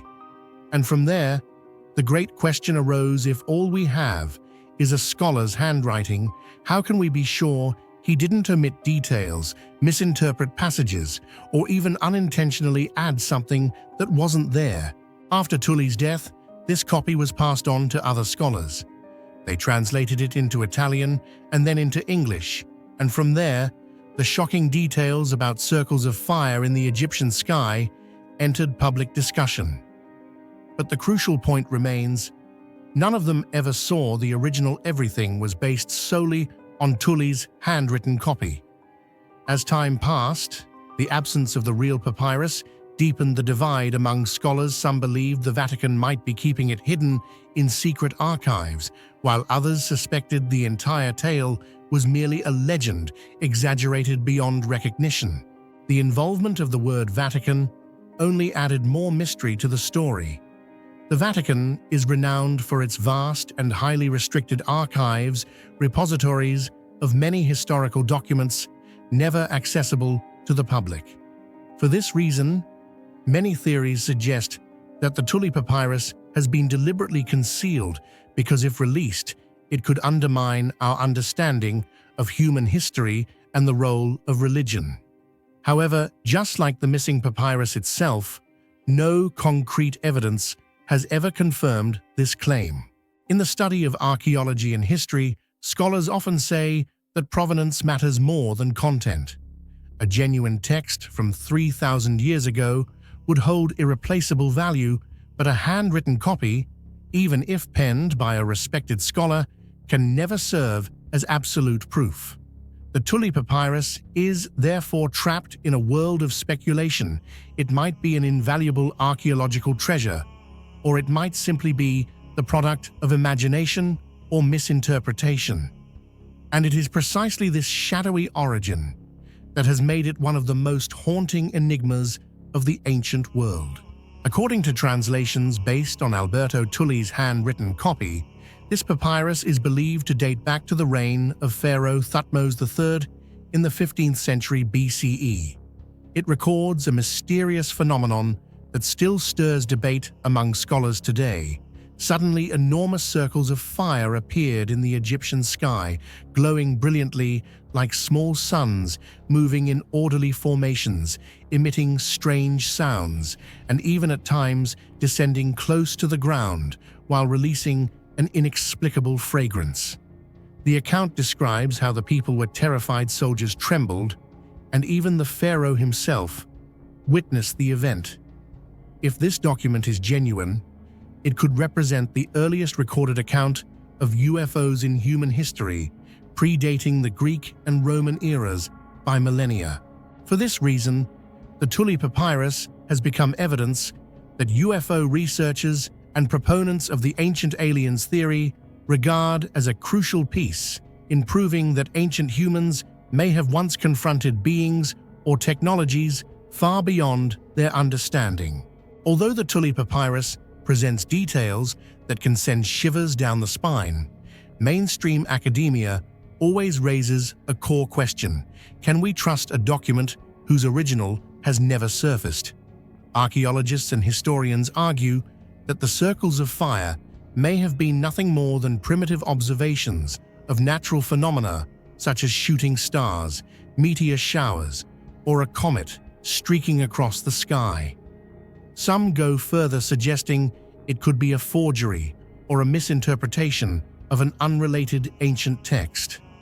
The problem lies in the fact that no one has ever seen the actual papyrus apart from Tule's handwritten copy. No museum has displayed it. No archaeological record has confirmed it, leaving all arguments built on sand. This absence of physical evidence has pushed the Tule Papyrus into an endless spiral of controversy. On one side, those who believe it is a genuine historical record, and on the other, those who see it as a modern legend cloaked in ancient attire. What makes the Tule Papyrus remarkable is not so much its content, but its unverifiable ambiguity. If genuine, it would be earth-shattering evidence that the ancient Egyptians once witnessed strange aerial phenomena, what we today call UFOs. But if it is a fabrication, then it reflects the mindset of the 20th century, an era when fascination with extraterrestrials and the obsession with ancient encounters with UFOs spread widely. It is precisely this uncertainty that leaves the Tule Papyrus balanced on a fragile boundary. On one side, a piece of historical evidence capable of changing our understanding of humanity, and on the other, a dramatic fabrication. Either way, it becomes a mirror reflecting human belief, fear, and endless curiosity about the unknown. And perhaps it is this very inability to ever verify it that has allowed it to outlive countless other texts, enduring as a true mystery without an answer. To this day, the Tule Papyrus has never been scientifically verified. All we have is Alberto Tule's handwritten copy and subsequent translations. What remains are unanswered questions. Where is the real original? Does the Vatican keep it in secret archives? Were the circles of fire over Egypt natural phenomena, or proof that humanity was once visited by another civilization? It is precisely this shadowy origin that has made the Tule Papyrus one of the most famous enigmas in ancient history. And perhaps it is the inability to verify it, the eternal absence of the original, that ensures it will continue to live on in human imagination and debate. Hidden among the arid cliffs and vast deserts of New Mexico, USA, Chaco Canyon is not only an important archaeological site, but also one of the greatest enigmas in the history of pre-Columbian America. From the 9th to the 13th century, this place was once the cultural, political, religious, and commercial center of the ancestral Puebloans, a native civilization with architectural skills, social organization, and astronomical knowledge far beyond what we might imagine of a society without metal wheels or writing. Their monumental works, from the great houses to the vast network of straight roads across the desert, still stand today as eternal evidence of intelligence and creativity. Yet alongside that greatness lingers a haunting question. Why did such a brilliant civilization collapse so suddenly, leaving Chaco Canyon in ruin and silence? If a brilliant cultural center like Chaco Canyon once existed, what do you think caused its collapse and mysterious abandonment? Share your thoughts in the comments below. I'd love to read your perspectives. To grasp this mystery, one must first look at the grandeur the ancient Pueblo people built. One of the most remarkable structures is Pueblo Bonito, a great house with over 600 rooms, rising up to 4 or 5 stories, constructed from millions of sandstone blocks and thousands of massive wooden beams transported from mountain forests, dozens of kilometers away. Without wheels, without draft animals, they created an architectural wonder that still amazes archaeologists today. These structures were not only dwellings, but also centers for ritual religion and administration, reflecting a tightly organized and ambitious society. Equally astonishing is the alignment of the buildings. Many doors, walls, and corridors align precisely with the cycles of the sun and moon, showing that they possessed profound astronomical knowledge. Most striking of all is the sun dagger phenomenon atop Fajada Butte, where sunlight passing through rock crevices casts a dagger-shaped beam across a spiral petroglyph, marking the solstices and equinoxes with precision. This was not just an astronomical tool, but also evidence of how science and spirituality merged in Chaco culture. Beyond that, Chaco Canyon radiated with wide roads 6 to 9 meters across, stretching for tens of kilometers across the desert. Strangely, they did not always connect settlements. Some simply extended straight into the desert with no clear destination. Researchers believe these were ceremonial roads, symbols of sacred connections between humans, the earth, and the cosmos. They recall the Nazca lines of Peru or the star-aligned structures of Egypt, raising the question of whether ancient civilizations shared a common way of perceiving space and the universe. Yet what makes Chaco Canyon most mysterious is the disappearance of its civilization at the end of the 13th century. After hundreds of years of development, the buildings were suddenly abandoned, the people departed, and what was once a thriving hub became a dead land. Many hypotheses have been proposed, but none fully explains this collapse. One of the most frequently cited theories about the collapse of Chaco Canyon is prolonged drought. Based on tree ring and sediment studies, researchers discovered that between 1130 and 1180, the region faced an extremely severe dry period. Water, already scarce in the desert environment, nearly ran out, causing the maize-based agricultural system, the foundation of both economy and sustenance, to collapse. Large-scale famine may have struck, shaking the very core of society. What remains puzzling is that instead of consolidating to endure the crisis, the community abandoned Chaco Canyon entirely. Many scholars believe the drought was merely the final drop, exposing and intensifying long-standing social, political, and religious tensions that ultimately drove the civilization to complete disintegration. Another theory explaining the collapse of Chaco Canyon is directly tied to the overexploitation of natural resources. To construct the massive great houses with hundreds of rooms, the ancient Pueblo people had to cut down hundreds of thousands of trees from forests located dozens of kilometers away, transporting them across harsh terrain without wheels or pack animals. This not only depleted the forests, but also led to soil erosion, severely impacting water sources and agricultural productivity. The large population concentrated at Chaco placed even greater pressure on an already arid environment. When resources were exhausted, the ecological and economic balance collapsed, leaving the social system unsustainable and ultimately leading to the disintegration of the civilization.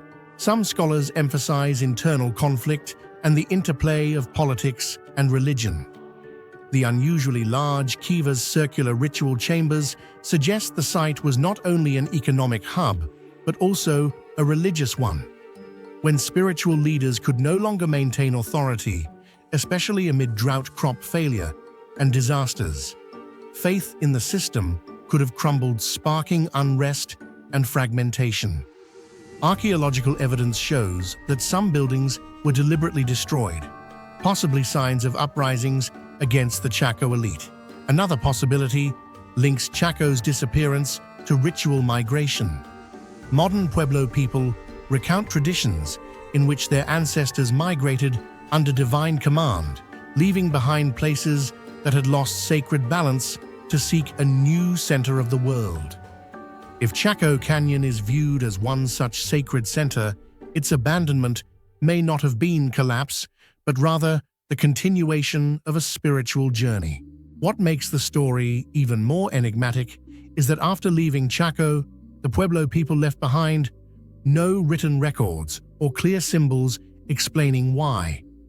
They carried with them traditions, beliefs, and memories, but left only silent stone walls. That silence has fueled imagination.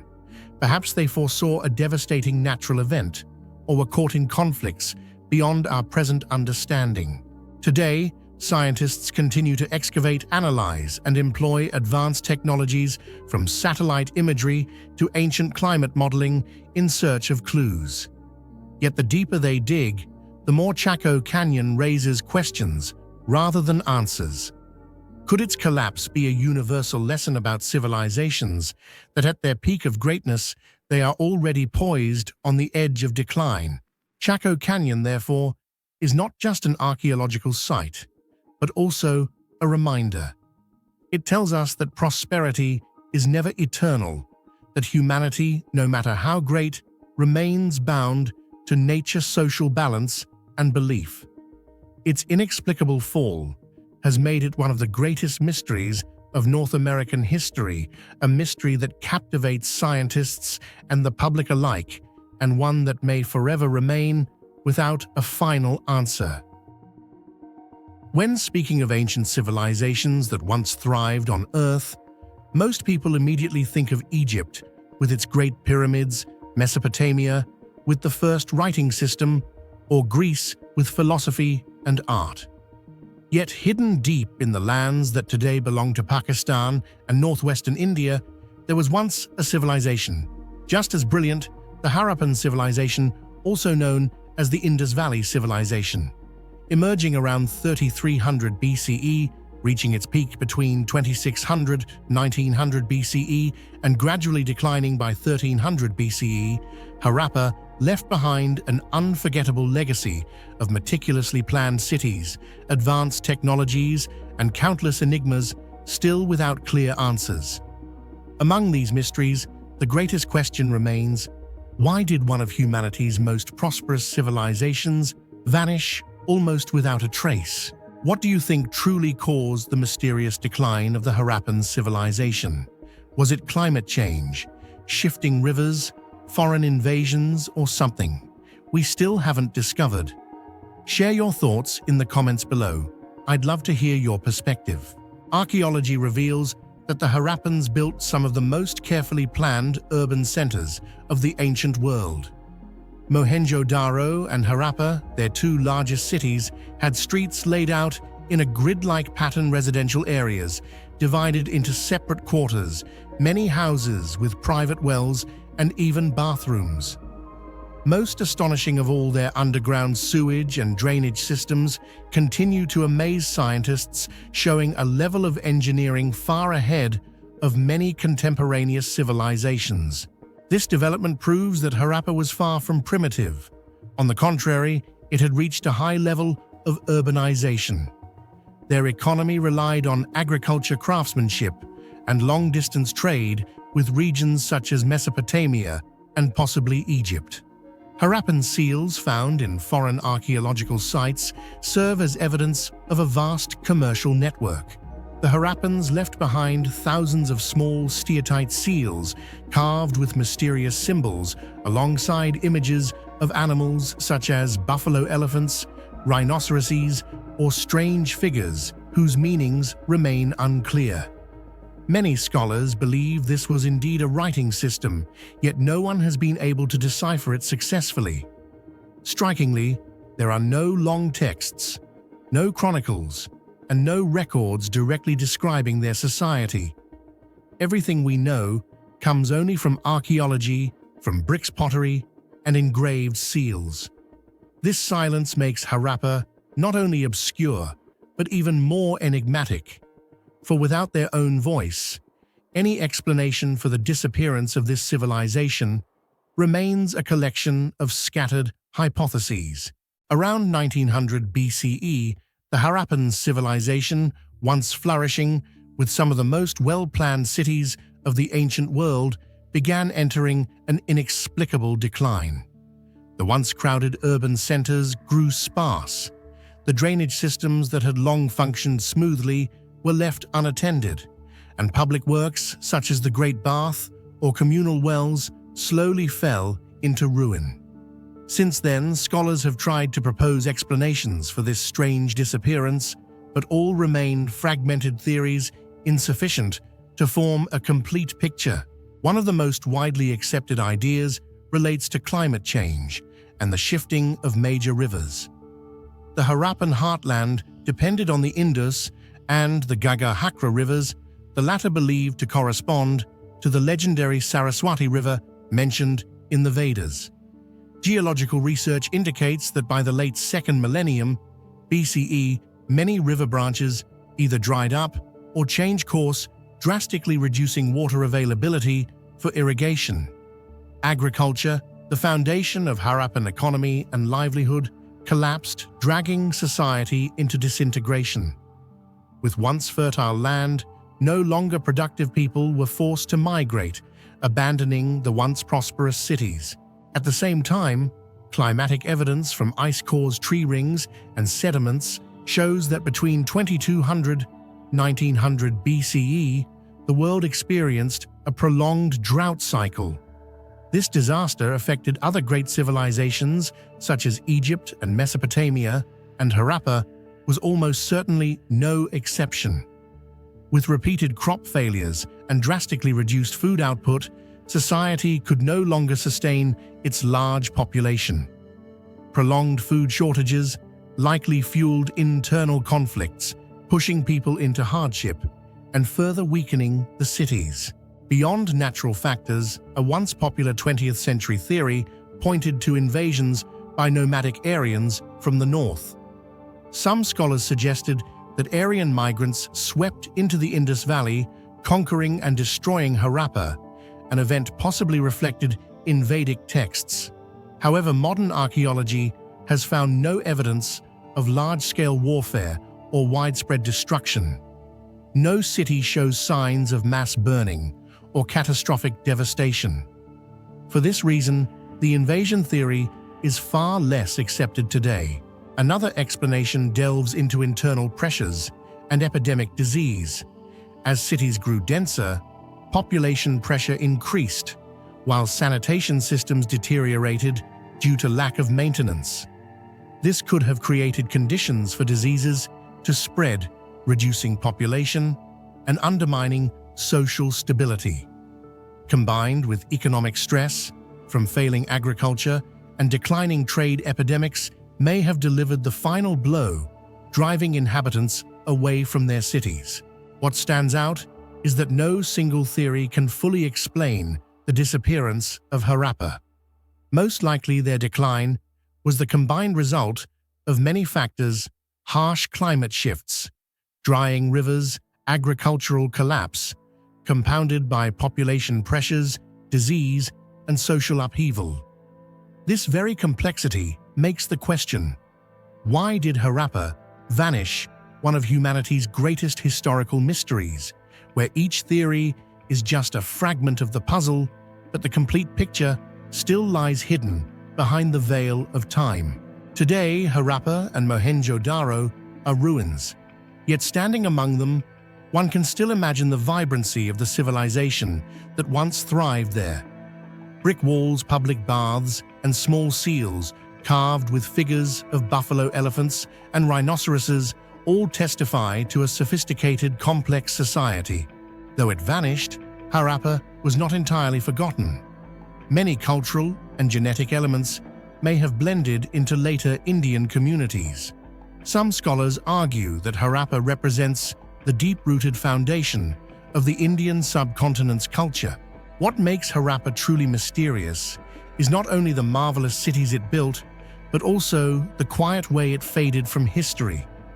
Unlike Egypt with its colossal monuments, or Mesopotamia with clay tablets preserving myths, Harappa left so few traces that modern scholars can only piece together fragments of stone and undeciphered signs. Their origins, where they came from, what language they spoke, why they flourished and then disappeared, remain unanswered. Until the Harappan script is finally deciphered, we may always stand outside the door of a great civilization, listening only to faint echoes from the past. The Harappan civilization is a testament to the complexity of human history. It shows that a society can reach the heights of engineering and urban planning, yet suddenly collapse due to forces beyond its control. The mystery of Harappa's origins and disappearance is not just an archaeological question, it is also a reminder of the fragility of every civilization, even our own today. When speaking of the ancient civilizations of Mexico, people often think immediately of the Maya or the Aztec, two empires that left behind grand monuments and clear cultural legacies. Yet hidden deep within the mists of history is a people revered by the Aztec as their spiritual ancestors, the Toltec. The Toltec civilization exists both in architectural ruins and in legend, appearing like a ghostly figure of myth, leaving archaeologists and historians for centuries unable to answer definitively who were they, how great was their power, and why did they vanish so mysteriously. Why do you think the Toltec disappeared so suddenly? Was it war, drought, or something? We still cannot explain. Share your theory in the comments below. The origins of the Toltec remain unclear. Aztec records describe them as a great people, masters of art, knowledge, and war. In Nahuatl, the word Toltec even meant artisan or master builder. Yet when modern archaeologists began excavating, the evidence found was insufficient to prove they were a vast, unified empire. Instead, they may have been a political cultural alliance centered around the capital city of Tula. This ambiguity between legend and reality makes the Toltec a shadow of history difficult to grasp. Tula, also called Tolan, was the heart of the Toltec world. Here, massive stone monuments have been discovered, pyramids, ball courts, and especially the towering basalt warrior statues 4 to 5 meters high, known as the Atlantean figures. These not only symbolize military might, but also reflect refined aesthetics and stone carving skill. Such structures stand like declarations of power, proving the Toltec once reached cultural and architectural heights. Yet Tula is not as immense as Teotihuacan or Tenochtitlan, sparking scholarly debate. Were the Toltec truly a mighty empire, or was much of their grandeur woven into memory by the Aztec? Even more puzzling is the Toltec influence beyond Tula's borders.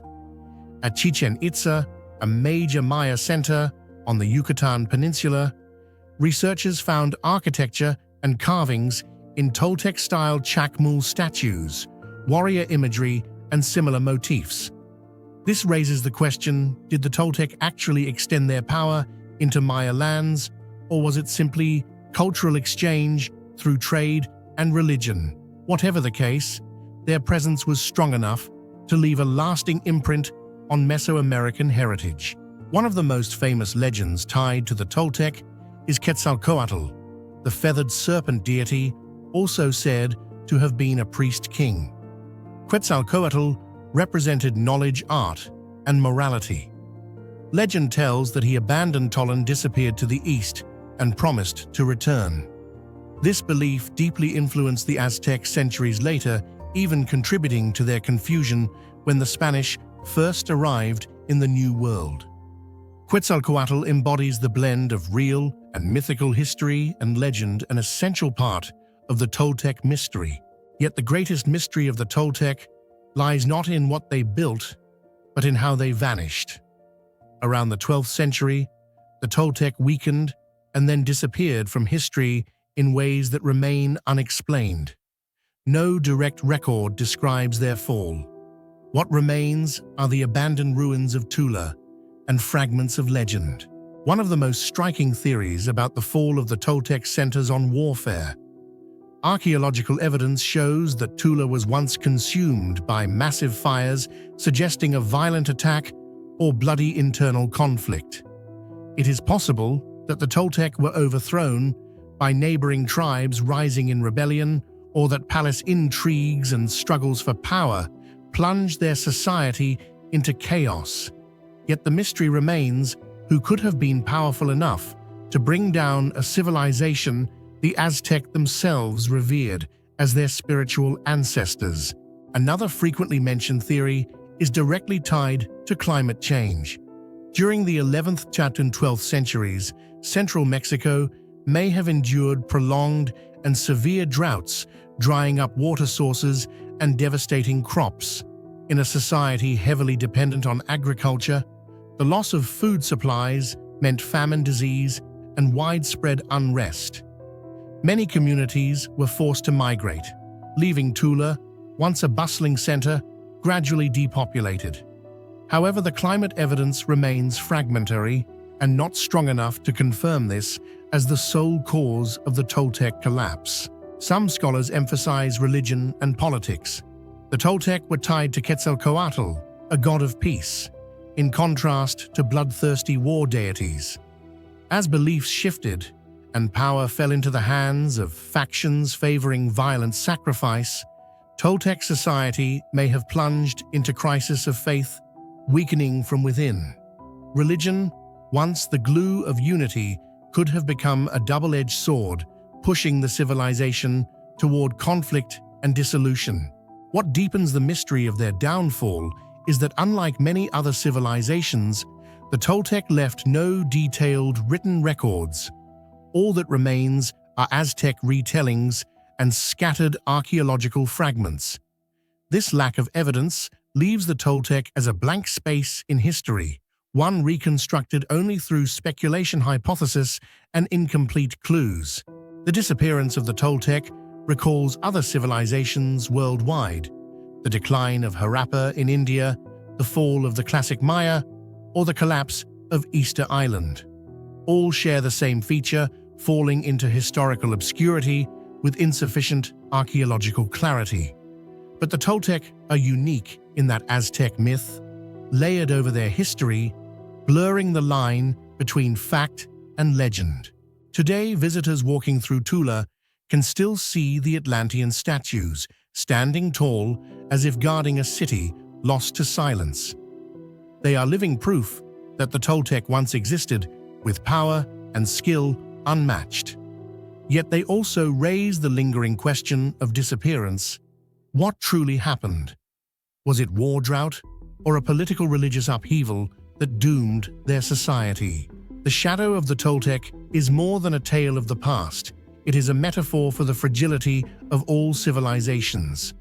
They could rise to greatness, be celebrated as mighty ancestors, and build enduring monuments. But a single force, nature war, or human conflict can erase it all. The Toltec vanished, leaving an unanswered riddle that each generation of scholars tries anew to solve. The Toltec mystery is therefore not just an archaeological puzzle. It is a reminder that human history is full of missing pieces, and collapse can strike any civilization, no matter how glorious. The Toltec lived in Aztec memory as an ideal model, but for us, they remain a question mark, a question of disappearance, of the limits of human knowledge, and of the fragility of our own civilization.